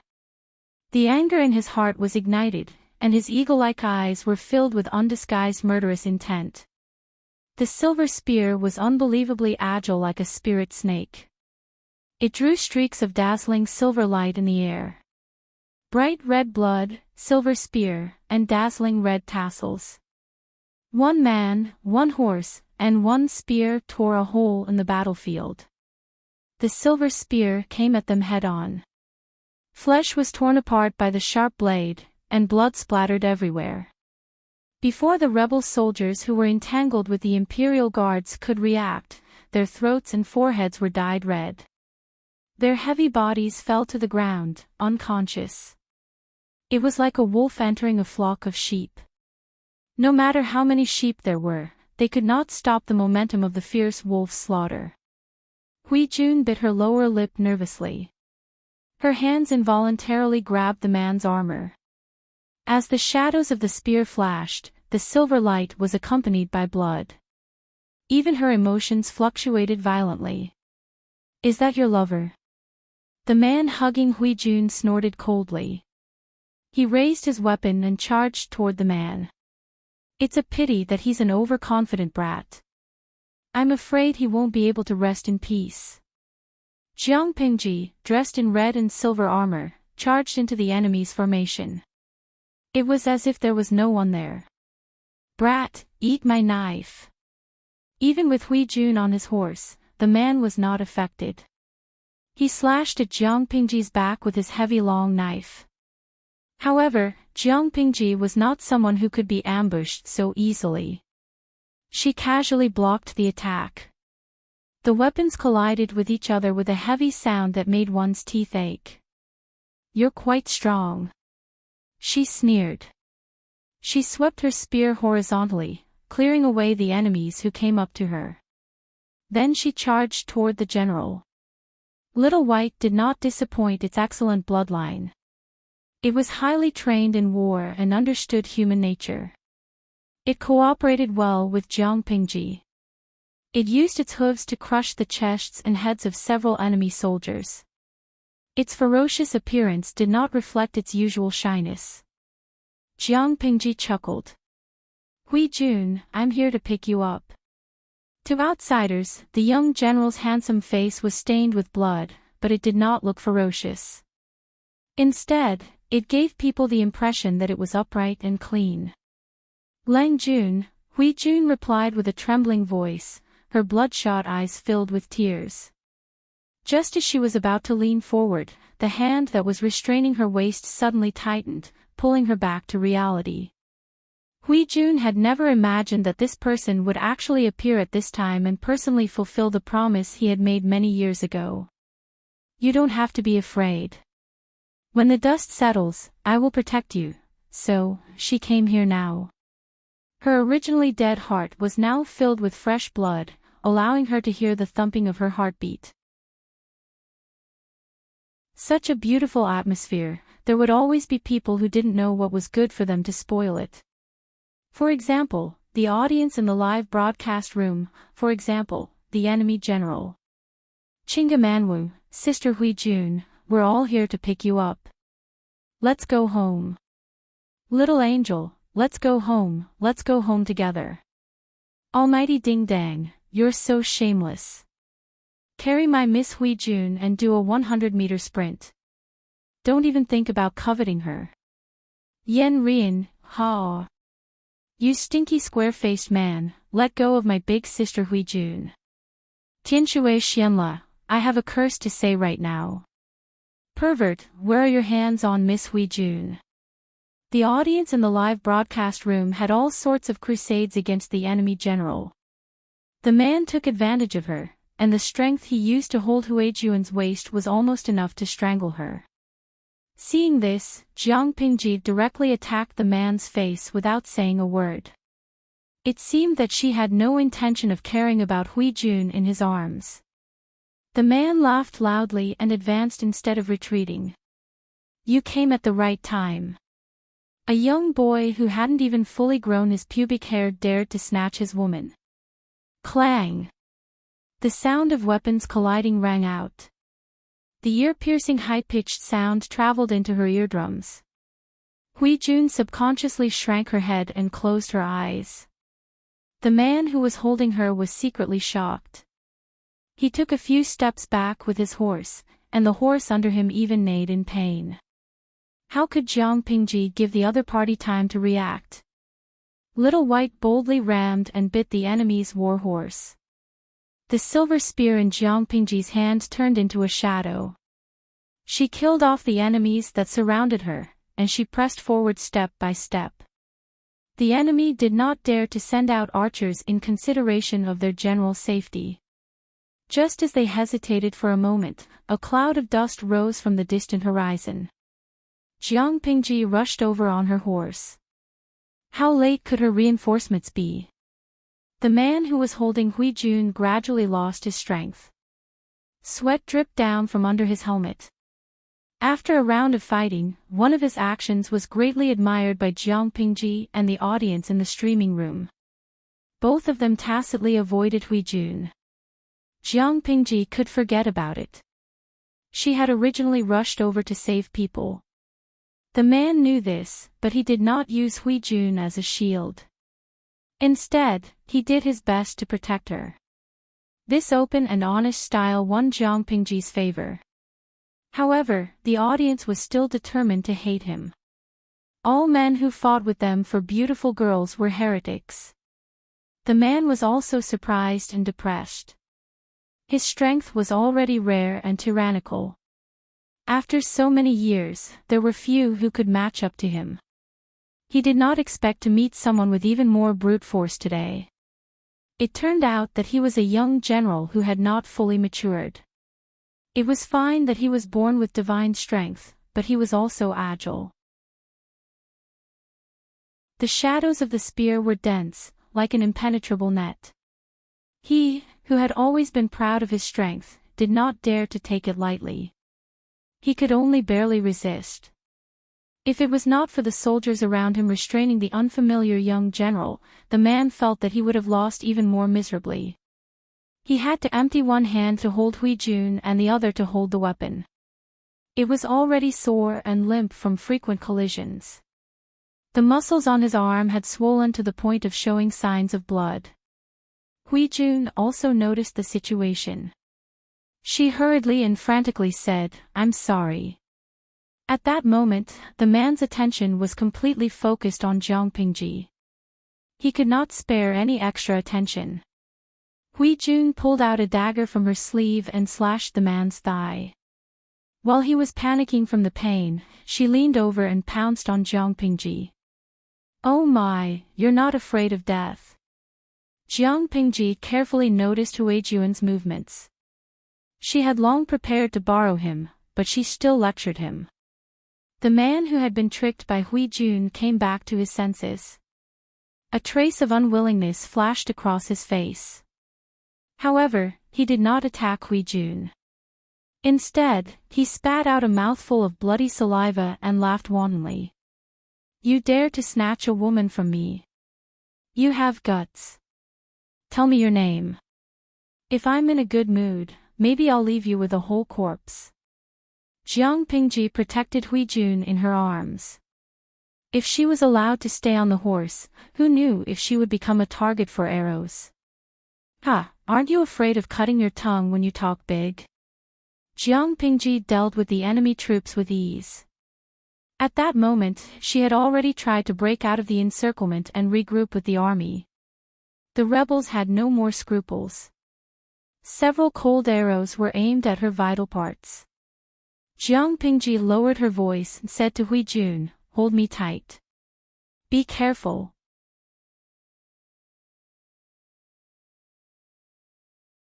Chapter 731. Jiang Pingji gave Little White an order. Little White was as excited as if it was on drugs. It charged into the crowd with its hooves. Jiang Pingji cooperated and shot down the arrows that were sneaking up on her and Little White. Little White not only ran fast, but it also changed its speed midway. When its hooves kicked, it took away a life with each hoof. When the human and the horse worked together, they were like the god of death. The imperial guards nearby were helping to restrain the rebel army. They could not focus on her. Under such conditions, Jiang Pingji was even more skilled and at ease.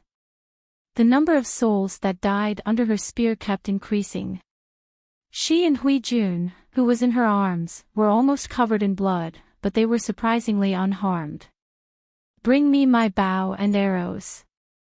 The young general spat.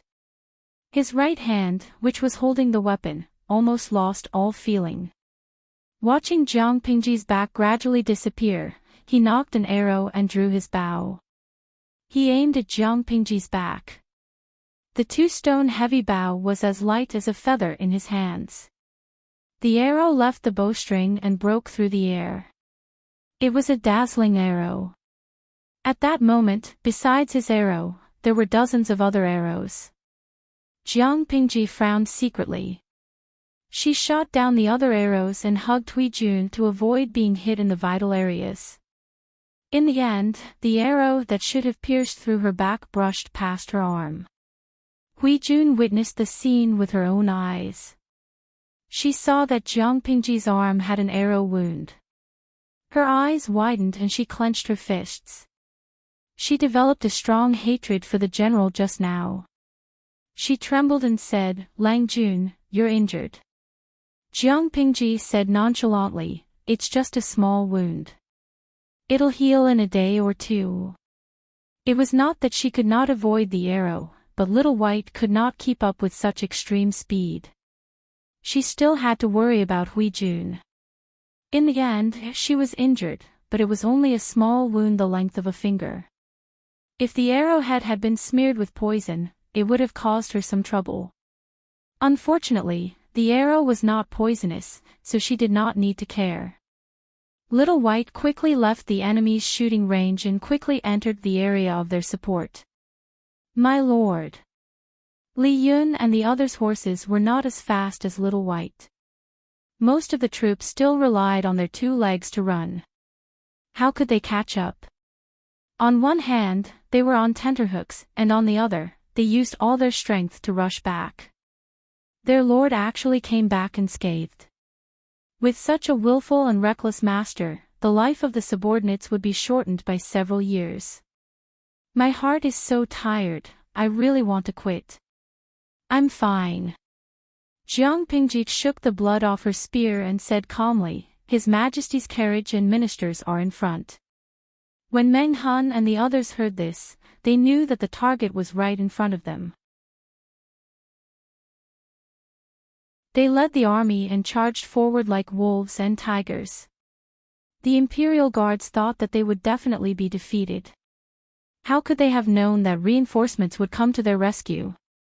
As if he had been injected with chicken blood, his spirit was roused, and his depressed aura climbed back to its peak. Everyone's morale was boosted, and they launched a counterattack against the enemy. The balance of the battle tilted in their favor again. When the enemy general saw this, his face darkened. Just as he was about to raise his weapon to fight, a cold-faced young man came charging at him. Li Yun could tell how dangerous this man was and immediately picked him as his opponent to prevent him from killing ordinary soldiers. Another spear user. The general had just suffered a loss at the hands of Jiang Pingji, and immediately a strange young general jumped out.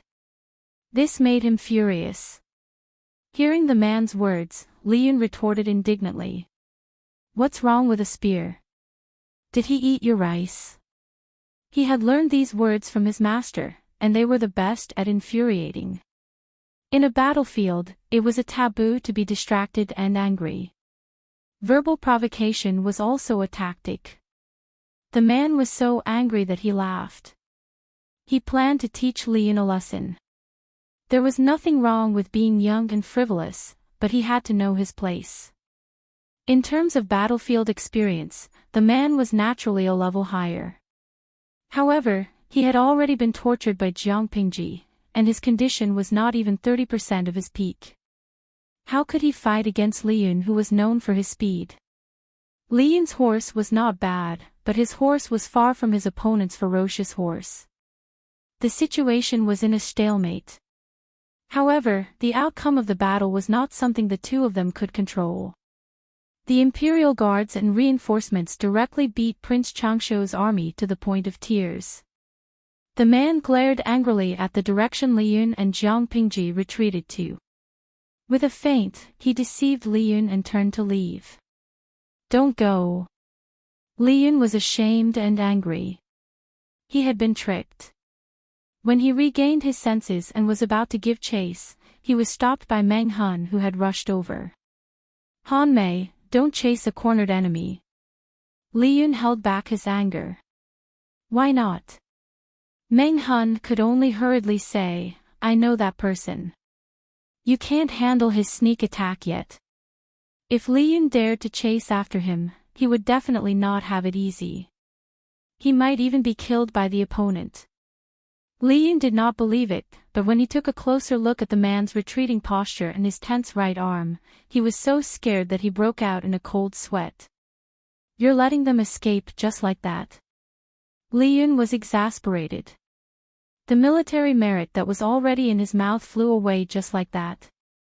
Without a generous military merit, he naturally could not receive a generous reward. Without a reward, he could not fill his wallet. What would he use to marry a wife? Thinking of Sheng Wanwan's background, how could Li Yun's heart be described as gloomy? A stray dog will always have a chance. Meng Han sighed. His eyes flashed with some emotion. "Let's go. Clean up the battlefield and report to the Lord." On the other side, Jiang Pingji also encountered a difficult problem. This problem was given to her by Hui Jun. Lang Jun, your servant killed the emperor just now." Hui Jun hesitated and struggled, but she still told the truth. At that time, if Hui Jun did not make the first move to gain the upper hand, the emperor would personally feed her poisoned wine or strangle her with white silk. She understood the emperor too well. He would rather be destroyed than let Hui Jun live. Why? Because he did not want Hui Jun to be tainted by other men.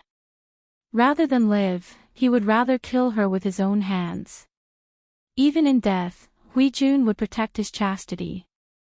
"You killed him." Jiang Pingji frowned. She did not expect that the emperor did not die at the hands of Prince Changshuo, but was sent to hell by Hui Jun's dagger. Hui Jun was about to ask for forgiveness. "Lang Jun, your servant, if her death could help Jiang Pingji avoid trouble, she would gladly do it." But Jiang Pingji said, "Forget it. If he's dead, then he's dead. He's a piece of trash that will die sooner or later. The earlier he dies, the sooner he can reincarnate. It's not like he's the only emperor who can be emperor. If one dies, there are still millions of people waiting in line." What's there to be anxious about? To her, the emperor's death was far better than his life. Because if the emperor died, there would be more room for maneuvering. For example, the alliance could elect a young puppet emperor. Such an emperor would be easy to coax, trick, and manipulate. Similarly, this would also help her restore her identity. As for rescuing the emperor, her purpose in coming to rescue the emperor was to do business, poach people, and get the title of Wanzhou magistrate. That did not include keeping the emperor alive. Hui Jun killing the emperor had actually helped her greatly. However, as the person who had personally killed the emperor, her existence had to be well hidden. She could plan other things after the limelight had passed.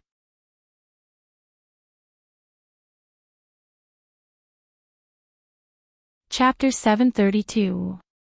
Jiang Pingji thought about it and decided to hide Hui Jun first so that she could fake her death to avoid detection. Looking at her face, Jiang Pingji raised her hand and wiped the wound on her arm, smearing Hui Jun's clean face with blood. I'll have to trouble you for the next few days. Once things settle down, I'll make sure that you don't have to worry for the rest of your life. Hui Jun felt the touch on her cheek. After a moment of silence, she said in a low voice, "To me, Lang Jun is more important than a second parent. As long as Lang Jun says the word, even if I have to give up my life, I will have no complaints. I am willing to serve you for the rest of my life." Jiang Pingji raised her hand and pointed between Hui Jun's eyebrows with her index finger. Hui Jun looked up in astonishment, only to see Jiang Pingji smiling and refusing. "No, there will be people who will treat you gently in the future. There is hope as long as you are alive, so why be so pessimistic? There's still a long way to go." Hui Jun clenched her fists in her sleeves and lowered her head. "Yes." Jiang Pingji sent someone to strip a set of clothes off the corpse of the Imperial Guard and let Hui Jun change into it. No matter what, he had to get past this hurdle first. Once the limelight was over, he could change Hui Jun's identity. After finishing this task, he also ordered his personal guard to handle another matter. She asked the guards to search the battlefield to see if there were any female ministers who had been killed by accident. She chose a corpse that was closer to Hui Jun's and completely destroyed the face of the corpse. She changed it into Hui Jun's clothes and disguised it as Hui Jun's corpse. As for whether anyone would suspect it, now, only those with big fists have the right to speak. Those ministers who only have a defeated army dare to make a fuss. My lord, His Majesty is already in heaven. Yan Lin glanced coldly at the messy battlefield and whispered to Yang Jian. Yang Jian's face was still filled with excitement. When he heard these words, he froze on the spot. Bin Tian.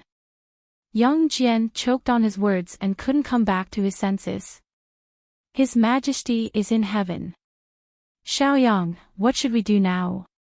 Yan Lin's tone was cold and decisive. Let's stabilize the situation first. Don't panic. We just need to cooperate with the alliance and the courtiers to elect a new emperor. If the emperor died, then so be it. In any case, the royal family had many backups. As long as the person who ascended the throne was Prince Changsho, everything would be fine.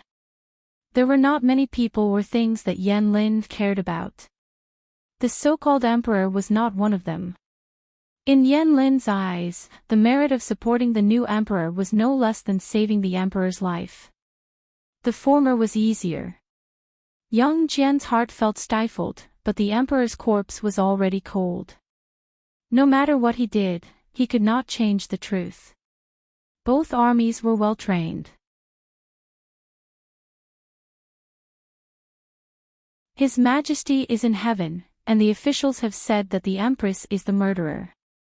But in this chaos, it's really difficult to find the murderer. Yang Si and Feng Zhen were tired of the officials. They had no ability, but they were good at commanding people. It was fine to give orders, but they were giving orders blindly. They and Yang Jian's troops had a total of 25,000 soldiers, and they had just suffered some losses. It was already difficult enough to protect the officials and their families with such a small number of soldiers. Later, they would have to escort the emperor's body back to the imperial city of Qinzhou and drive away the enemy troops in the city. They were severely understaffed. These officials, who took advantage of their seniority, wanted to overstep their authority and asked them to send troops to find the empress who had killed the emperor. Wasn't this telling Prince Changshu, "Come, we are understaffed. Hurry up and send someone to attack us"? Thinking of this, Yang Si and the others didn't know what to say. However, these were all old officials in the court. They were old and respected, so they couldn't be treated lightly. They could only respond to them. Jiang Pingji's eyes moved, and she calmly glanced at the officials. Her eyes were calm, but the blood on her body and the murderous aura that hadn't dissipated made them nervous and subconsciously feel weak. Jiang Pingji stared at them and said, "Their words are not unreasonable. His Majesty's death is a matter of national mourning. We can't let the murderer go so easily.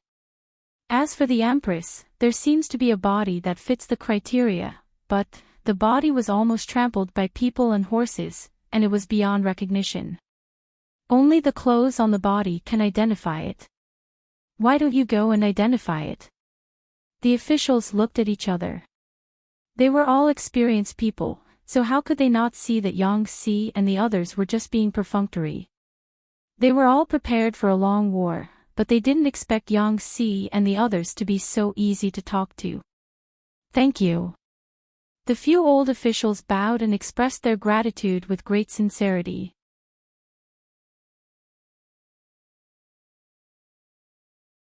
Chapter 733. As soon as he finished speaking, 2 armored soldiers carried a simple stretcher over, one in front and one behind. Several ministers secretly craned their necks to see what was going on. The person on the stretcher was covered with a layer of white cloth, but there was blood dripping from the bottom. Pieces of flesh fell from time to time. This situation caused the eyes of the old ministers to twitch, and a bit of fear arose in their hearts. Before they could say anything, Jiang Pingji asked someone to remove the white cloth, revealing the corpse inside. The head was colorful. Blood and brain matter mixed with skull fragments. The body below the neck was no longer what it was. Only the color and material of the clothes on the body could be seen. One look and you could tell that it was not something an ordinary person could wear. The ministers' faces turned green, and some could not help but turn their heads and retch. They weren't the only ones who vomited because of the hardcore scene. Even Jiang Pingji's advisor was so shocked that his face turned pale. The bullet screens in the streaming room were overwhelming. The audience tried to use the bullet screens to cover up the horrible scene. The disgust index was off the charts. Pingji's wife, "Oh my God, I'm scared to death." The scene in the streaming room is scarier than a supernatural thriller. "Shinjia, host, can we discuss something? Can you give us a warning before the high-energy scene?" Blood-stained rose thorn, I forced myself to watch the scene of the streamer slaughtering her way in and out. In the end, I kneel before a corpse. To be honest, I'm so scared that my hair is about to stand up. I heard that Guijia is censoring the violence. Wouldn't the streaming room be forced to censor such a violent scene that could give people a heart attack? To be honest, the Ring of Death is not that scary. Gue Kai Guo Fengxiu, the host streaming room has been running for so many years. It would have been censored a long time ago. And Changhuan, as an emergency nurse, I've seen many car accident scenes. I thought I had a high tolerance level and that there was nothing in the world that could scare me to tears, until I entered this live stream. I hugged my chubby self with a heartache. The audience in the streaming room had a big reaction, but Jiang Pingji was still indifferent. She had seen all kinds of scenes. This bloody scene was a piece of cake for her. She asked the old ministers calmly, Look carefully. Is this the Devil Empress corpse? A few of the old officials were as pale as snow. Some of them had to be supported to stand. They deeply suspected that Jiang Pingji was doing this on purpose. Even the corpse's mother wouldn't be able to recognize it, let alone them. They didn't have any special abilities, so how could they identify the owner of a corpse that had been trampled into mud? However, the Empress was indeed wearing this set of clothes. Looking at the person's height, it seemed to fit. An old official could not bear it any longer. He covered his face with his sleeves, unable to bear to see the tragic state of the corpse. Jiang Pingji secretly curled her lips into a faint smile. You guys are so blind. Can't you see that this corpse has dirted the eyes of the noble? What are you still standing there for? Take the corpse away and bury it properly. We'll deal with it later. In my opinion, the most important thing right now is to take back the imperial city of Qinzhou as soon as possible and save those who haven't retreated yet. As for this corpse, it won't grow wings and fly away. The old ministers agreed. That makes sense. In any case, the demon empress was already a corpse and couldn't be any more dead. There was still time to settle the score in the future. The enemy's attack was too sudden. The people in the city barely had time to react. The emperor could only take the ministers and their families with him. The other officials had no time to evacuate and were all abandoned in the city. The longer they were delayed, the more danger they would be in. Just as Jiang Pingji said, they should turn around and fight their way back to the imperial city as soon as possible to minimize their losses. The emperor couldn't be the only commander in the imperial court. He had to rely on a large number of ordinary officials to support him. More importantly, the ministers exchanged glances with one another, their expressions so solemn that water could drip out of them. The emperor had passed away so suddenly that he didn't have time to leave behind any edicts for his successor. As the old ministers that the emperor had relied on, they had to choose a successor as soon as possible to stabilize the court. They couldn't let the traitors get away with it. The emperor had 4 sons. The eldest prince had been killed, and the second prince had cursed the emperor and the empress with witchcraft. After the truth was revealed, his mother's family was implicated, and the emperor ordered her to be exterminated. The second prince had also been imprisoned and died of an illness. Now, only the third and fourth princes were still alive. The fourth prince's legs had been crushed by a carriage. He was already a cripple who couldn't stand up. How could he ascend the throne? After careful consideration, only the third prince, who had been demoted to a commoner, was the most suitable candidate. But now that the war was in chaos, if they didn't go back to rescue him, the third prince might have already been killed. If that was the case, who would inherit the throne? It was easy to imagine that there would be a bloody battle. The ministers had a beautiful idea, but they didn't know that Jiang Pingji wasn't just there to rescue the emperor. How's the situation? Jiang Pingji whispered to Feng Zhen. Have you found out everything?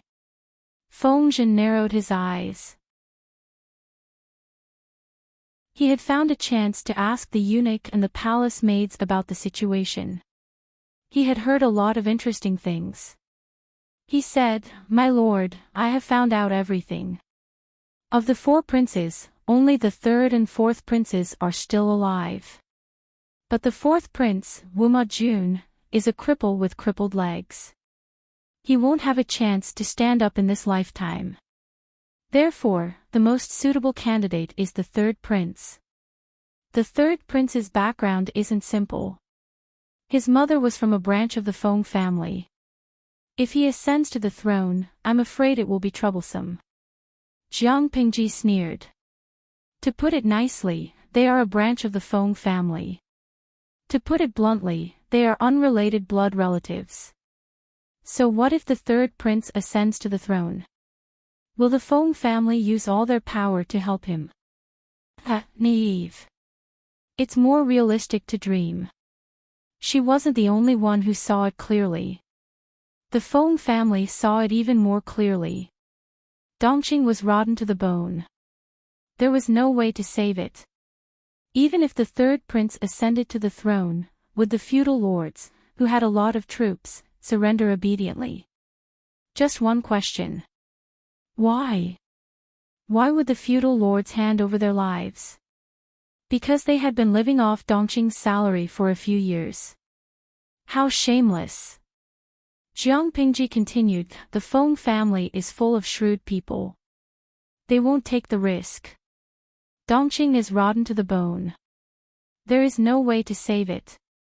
If they are dragged into the court's dispute because of the third prince, I'm afraid, the Feng family, which has been passed down for thousands of years, will come to an end. Therefore, you don't have to worry about the Feng family. But Zisher is right. If the third prince ascends to the throne, it will indeed bring some trouble. If an adult emperor sat on the throne, it would indeed be more difficult for Jiang Pingji to be the official magistrate of Wanzhou. So, the third prince, I'm sorry.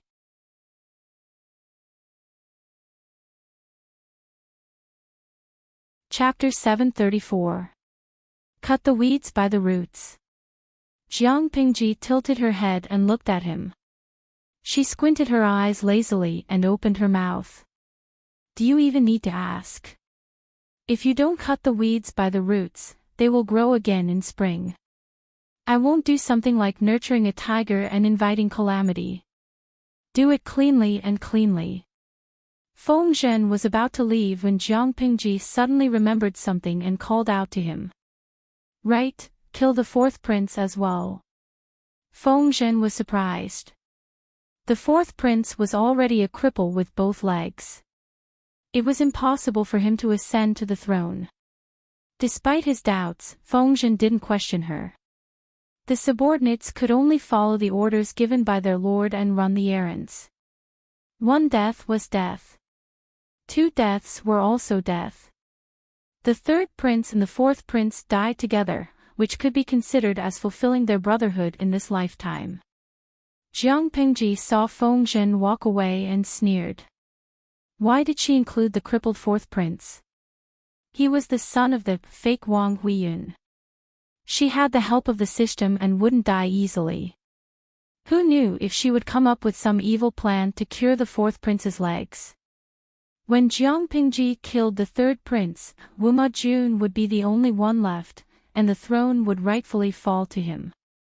She didn't want to cause trouble for herself. She had to be cautious. She couldn't do something like making a wedding dress for someone else. If Wuma Jun's legs were really healed and she killed the fourth prince, would that time traveler woman vomit blood? She didn't know if she would, but she would definitely be depressed. Iji Miji, my streamer is so cool as a villain. She directly murdered a prince, awesome. Zhuge Du, that's amazing. I feel like my worldview has been led into the gutter by the streamer. I actually thought she was super cool when she was secretly discussing the plot with Feng Zhen. This is probably the charm of a villain. It feels so good to beat up a little kid. I live next door. I surnamed Wang. How does the streamer look like a villain? Villains don't have a good ending. Our streamer is the main female lead. Lao Wang is not as good as Lao Song Chang. How is she the main female lead? She's obviously the main male lead. She's so handsome that I can't close my legs. Zhen has a sword, what? Pingji, Your Majesty. All the other women have been taken away. When are you coming to marry Bao Bao? Xingyue, say no more. Draw your sword, love rival. Prince Changshuo's army was stopped midway and suffered heavy losses. They had no choice but to retreat to the imperial city of Qinzhou. They burned, killed, and looted, almost releasing the most evil part of human nature. Smoke and fire filled the air, and the sound of crying filled the air. The once rich and luxurious capital was now filled with smoke and fire. It was a complete mess. Due to the military order, the enemy did not dare to make a move on the people of the rich and powerful families. At most, they would rob them of their money and maids. They did not dare to touch the proper madams and noble ladies, and the ministers and high-ranking officials also avoided them as much as possible.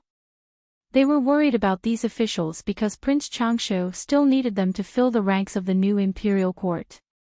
However, the soldiers would not care about the common people and the concubines and beauties abandoned by the emperor.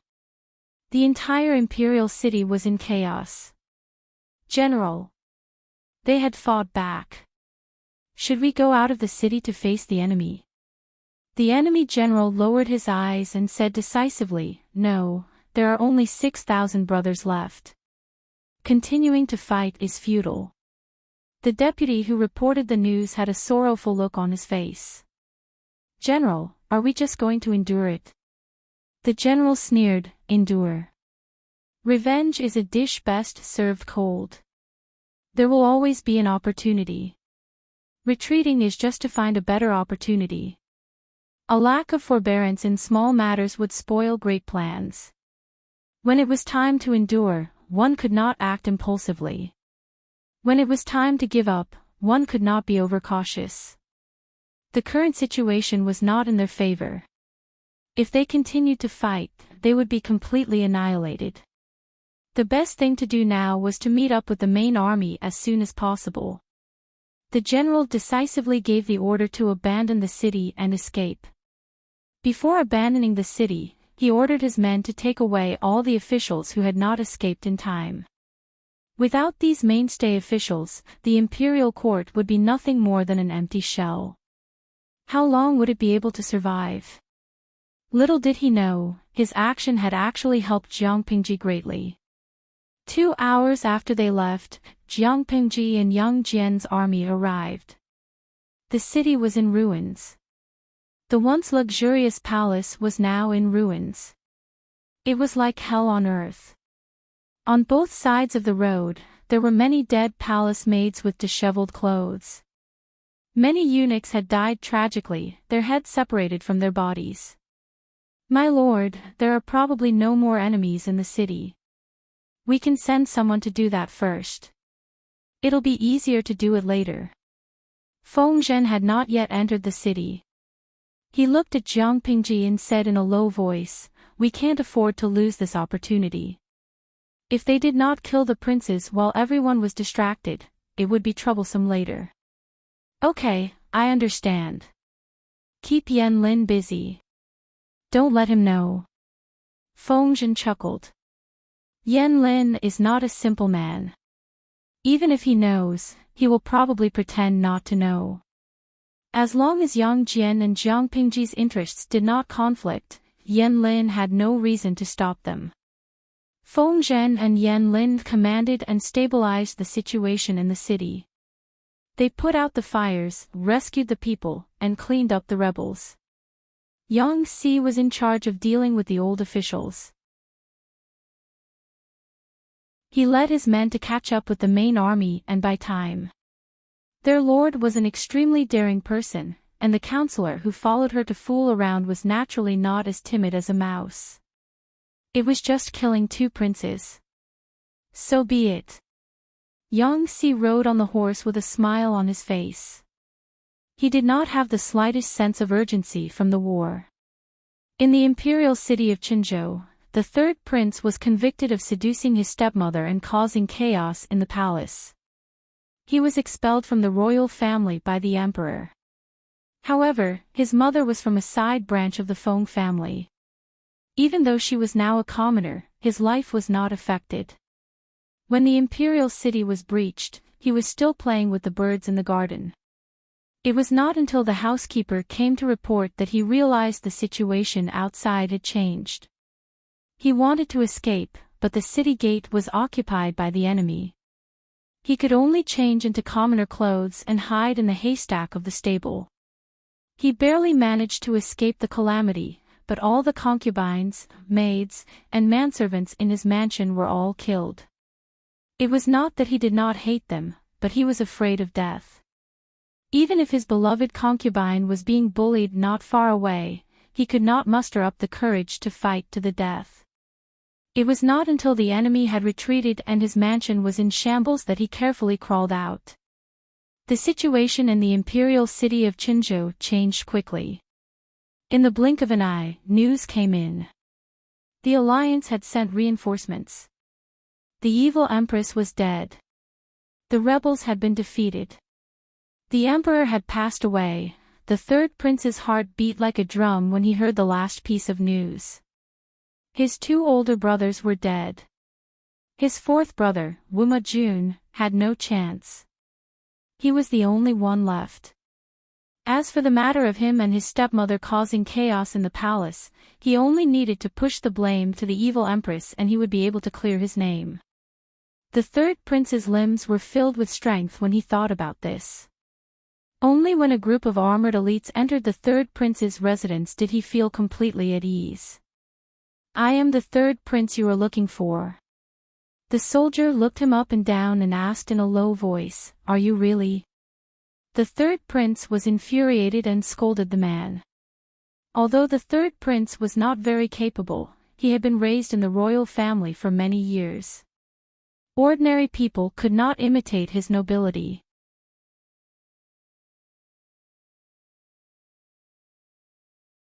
Chapter 735. When the third prince heard this, he felt that something was wrong, but he didn't take it to heart. But, before he could take 2 steps, the leader of the soldiers suddenly stepped forward and blocked his way. The next moment, he felt a sharp pain in his chest. "I'll send you to hell. Please don't blame me, Your Highness." Amidst the pain, he vaguely heard the man's scornful and mocking voice. The third prince used all his strength to spit out 2 words. "You." He didn't finish his sentence before he breathed his last. His body slumped to one side. The soldier kicked the third prince. Seeing that he couldn't be more dead, he immediately threw the third prince's body into the well in the backyard. Once the body was in the water, it would be difficult to determine the time of death. When the time came, they just had to blame Prince Changshou's army for the third prince's death. "Let's go. There's no trace of the third prince here, only a lunatic. Let's search somewhere else." 2 flowers bloomed, one on each side. The third prince breathed his last, but the fourth prince couldn't be found. Not only could they not find him, but they couldn't even enter the fourth prince's manor. The soldiers secretly reported this matter to Fengzhen. Fengzhen was surprised. "You can't find the fourth prince's manor." The soldier felt wronged. It wasn't that they couldn't find the fourth prince's manor, but they could see it, but they couldn't enter. It was clearly that residence, but it was as if he had encountered a ghost and was unable to approach it. Fengzhen didn't believe in supernatural powers, but this made him wary. "You can leave now. Keep a close eye on that place. Don't let anyone get close." Fengzhen sent the soldier away in a low voice. After frowning, he found Jiang Pingji and briefly explained the problem at hand. "My lord, supernatural powers can't be trusted. But if the fourth prince is fine, he can use this miracle to build support for himself. The people and the court officials will definitely side with him. If that's the case, why don't we be ruthless and burn down all the mansions nearby? That will completely eliminate any future problems." Fengzhen firmly believed that supernatural powers were fake, but there were too many ignorant people who were too easy to fool. Looking at the history of emperors, which of them didn't create 1 or 2 mythical stories for themselves? Otherwise, how could the words "the monarch's authority is bestowed by God" be true? After Jiang Pingji heard this, she smiled and asked Fengzhen in return. "Burn all the nearby mansions." That was a good idea, but what if fire didn't work? All of the nearby mansions have been burnt to ashes, and only the fourth prince's mansion is still intact. In this way, not only have we not achieved our goal, but we have also helped them build up their momentum. This wasn't some kind of supernatural power, it was just someone playing tricks in the dark. It's just a trick, a mere swindler. Feng Zhen was astonished, but before he could voice his doubts, Jiang Pingji threw the matter in her hands to him. Help me deal with this for a while. As for the fourth prince, I will personally send him to hell. If the soldiers could easily find the fourth prince, it meant that the time traveler did not think of using Wu Majun. That was for the best. It would save her trouble. But now, the soldiers could clearly see the fourth prince's mansion, but they couldn't get close to it no matter what. This was thought-provoking. In ancient times, people would blame this on supernatural powers, but the viewers in the live stream room had a different way of thinking. Coca-Cola, when I heard the host say that she would send the fourth prince to hell, I feel like she's about to explode. She's so evil that I want to marry her. Pepsi-Cola, you're all smitten with the hosts too. 8-meter aura. Am I the only one who noticed Feng Zhen's words? I'm super curious. What happened to the fourth prince's mansion? Why did it look like ghosts were going around in circles? Could it be that there really are demons and ghosts in this world? Chiuebo he, even if there are demons and ghosts, our host can still tear them apart. What are you afraid of? Cling to the host's thighs. Lemon, thinking about what the host said before, I feel that the fourth prince's legs might not be crippled. Moreover, the eldest prince, the second prince, and the third prince are all kneeling. Won't the title of emperor fall on his head? Even if his legs are crippled, ancient people were very superstitious. If the fourth prince is covered in a layer of myths and is blessed by the heavens, perhaps an exception will be made. Everything is hard to say. Ancient people always liked to add myths and spirits to inexplicable phenomena. But in the eyes of modern people, it was mostly a show. If the fourth prince seized the opportunity, he might be able to make a comeback. Unfortunately, his opponent was none other than Jiang Pingji. She was a person who specialized in dealing with all kinds of demons, vulgarities, and scum. The fourth prince was not favored. After he came to Qinzhou, the fourth prince's wife, Lu Huan, gave birth to an ominous two-headed conjoined demon infant, which caused Wu Majun to be demoted again and again. Because of various reasons, his mansion was located in the most remote part of the imperial city. The surroundings looked desolate and clean. The houses nearby looked more like haunted mansions. It was obvious how much the emperor hated Wu Majun when he was alive. Jiang Pingji didn't alert anyone. She avoided all the spies and quietly moved closer. Looking at the mansion in front of her, not only was she shocked, but the audience was also surprised. Lulu Awading, no way. This is the fourth prince's mansion. It doesn't look like it at all. Even a normal rich businessman is better off than this, right? Xinjia, after all, he's not favored and he doesn't have a family to rely on. He must have a hard time. It's normal for him to be poor. The audience in the streaming room was discussing the appearance of the fourth prince's mansion, but Jiang Pingji didn't care. She just frowned. The whole mansion was covered by a strange spiritual aura.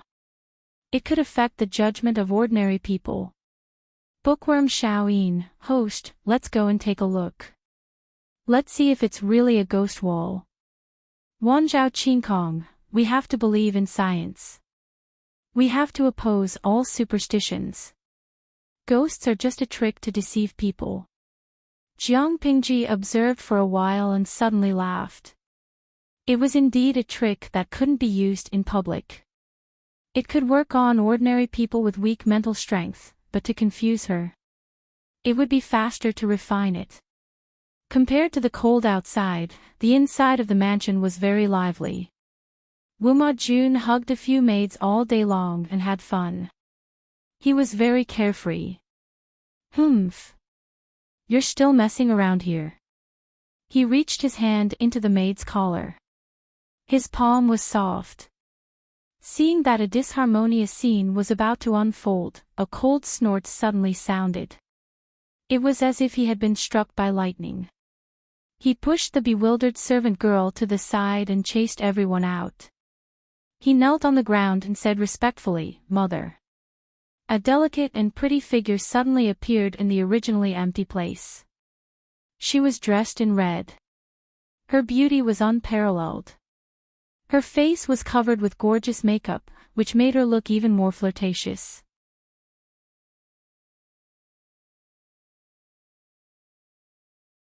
Chapter 736. You still know that I'm your mother.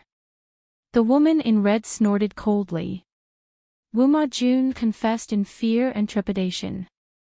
After a while, he was moved to tears. Mother, what you said makes me feel terrified. The woman in red did not want to waste time with him. The Allied army has already entered the city. It's time for you to perform. Don't let me down. Facing such a merciless order, Wuma Jun was secretly resentful. However, he appeared docile and obedient with a strong sense of childlike admiration. I understand. I will definitely not disappoint Imperial Mother's expectations. A few days ago, this woman had suddenly appeared in front of him and claimed to be Wuma Jun's deceased mother, Imperial concubine Wang. Of course, Wuma Jun did not believe her. Although he had never seen Imperial concubine Wang, he knew that the dead could not come back to life. She did not talk nonsense with him. Instead, she gave him elixirs that cured his crippled legs in an instant. Faced with this fact, and recalling the way she had appeared out of nowhere, Wuma Jun's heart beat wildly. This was clearly a trick that only a deity could do. Regardless of whether she was his mother or not, based on the ability she had displayed, she was his biological mother. Relying on the magical powers of his biological mother, the enemy troops who had invaded the imperial city treated this house as if it was nothing. Wuma Jun's life had been very comfortable. Your father is dead, and so are your eldest and second brothers. Now, the only one who can compete with you is your third brother. The woman in red opened her red lips slightly. Her eyes were cold. She stood in front of Wuma Jun and looked down at him. She said arrogantly, with me helping you, the outside world will think that you are the beloved son of God. I even cured your crippled legs. This is your confidence to compete for the throne. No one can be compared to you. When the time comes, I will contact the Wang family and ask them to support you. Then, you can sit on the throne. Of course, the woman in red could not contact the Wang family again, but her words reassured Wuma Jun. When the emperor died, the most qualified person to inherit the throne was the emperor's son. Wuma Jun's heart was beating like thunder. He was so nervous that even his palms were sweating. He had never thought that the throne that he had dreamed of for so long would be so close to him. It was almost within his reach. All of this was thanks to the red-clothed woman before him, his birth mother. He said to the red-clothed woman, "Thank you, Imperial Mother, for your meticulous planning for me. Once I sit on the dragon throne, I will definitely make you the Empress Dowager." In the past, the woman in red would have been quite interested in the Empress Dowager. But now, she lacked interest. So what if she was the Empress Dowager? No matter how noble a woman was, she was still a widow. She could not do as she pleased like the emperor.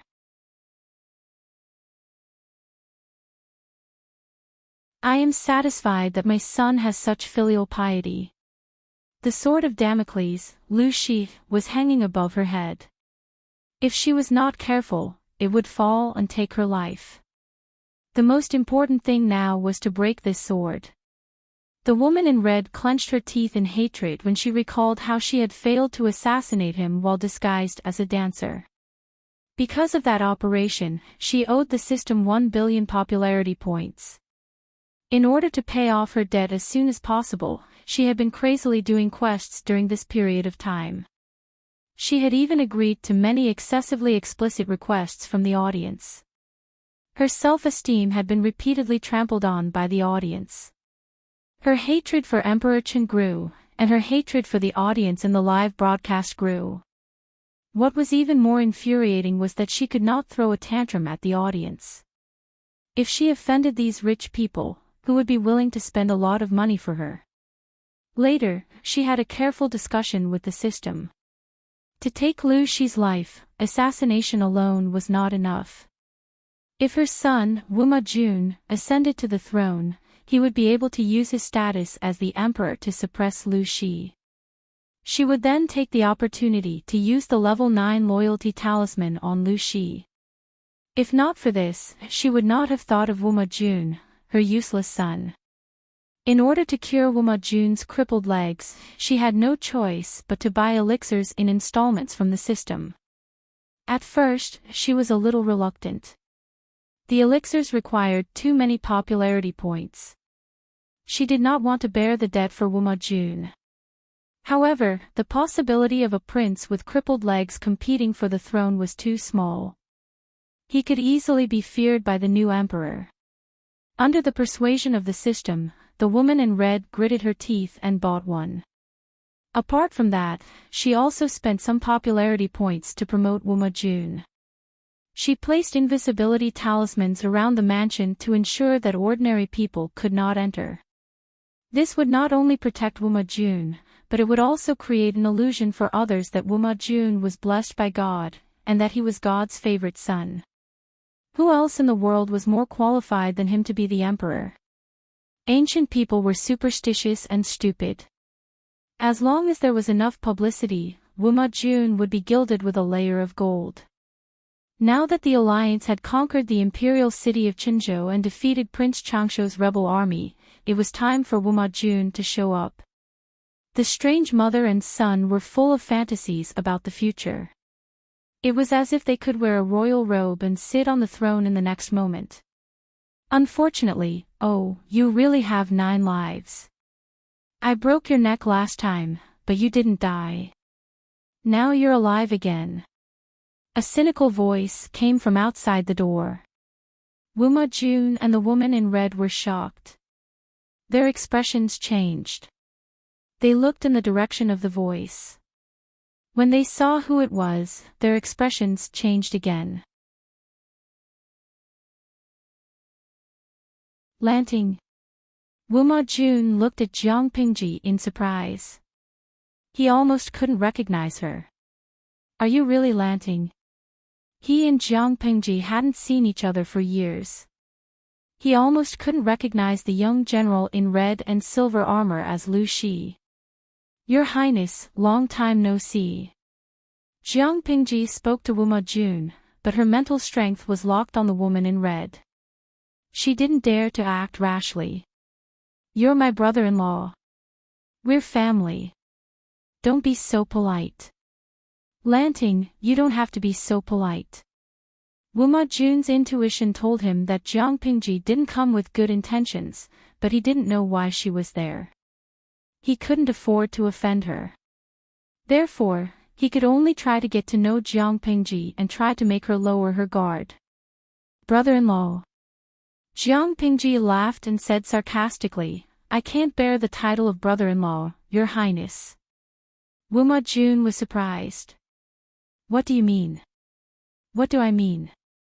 You'll have to ask this wanton woman next to you what she did back then. Jiang Pingji smiled faintly. She stared at the woman in red. Her tone was cold and cruel. Wuma Jun looked at the woman in red. She claimed to be his biological mother. He believed her on the surface, but he was still suspicious. Why do you want to ask her?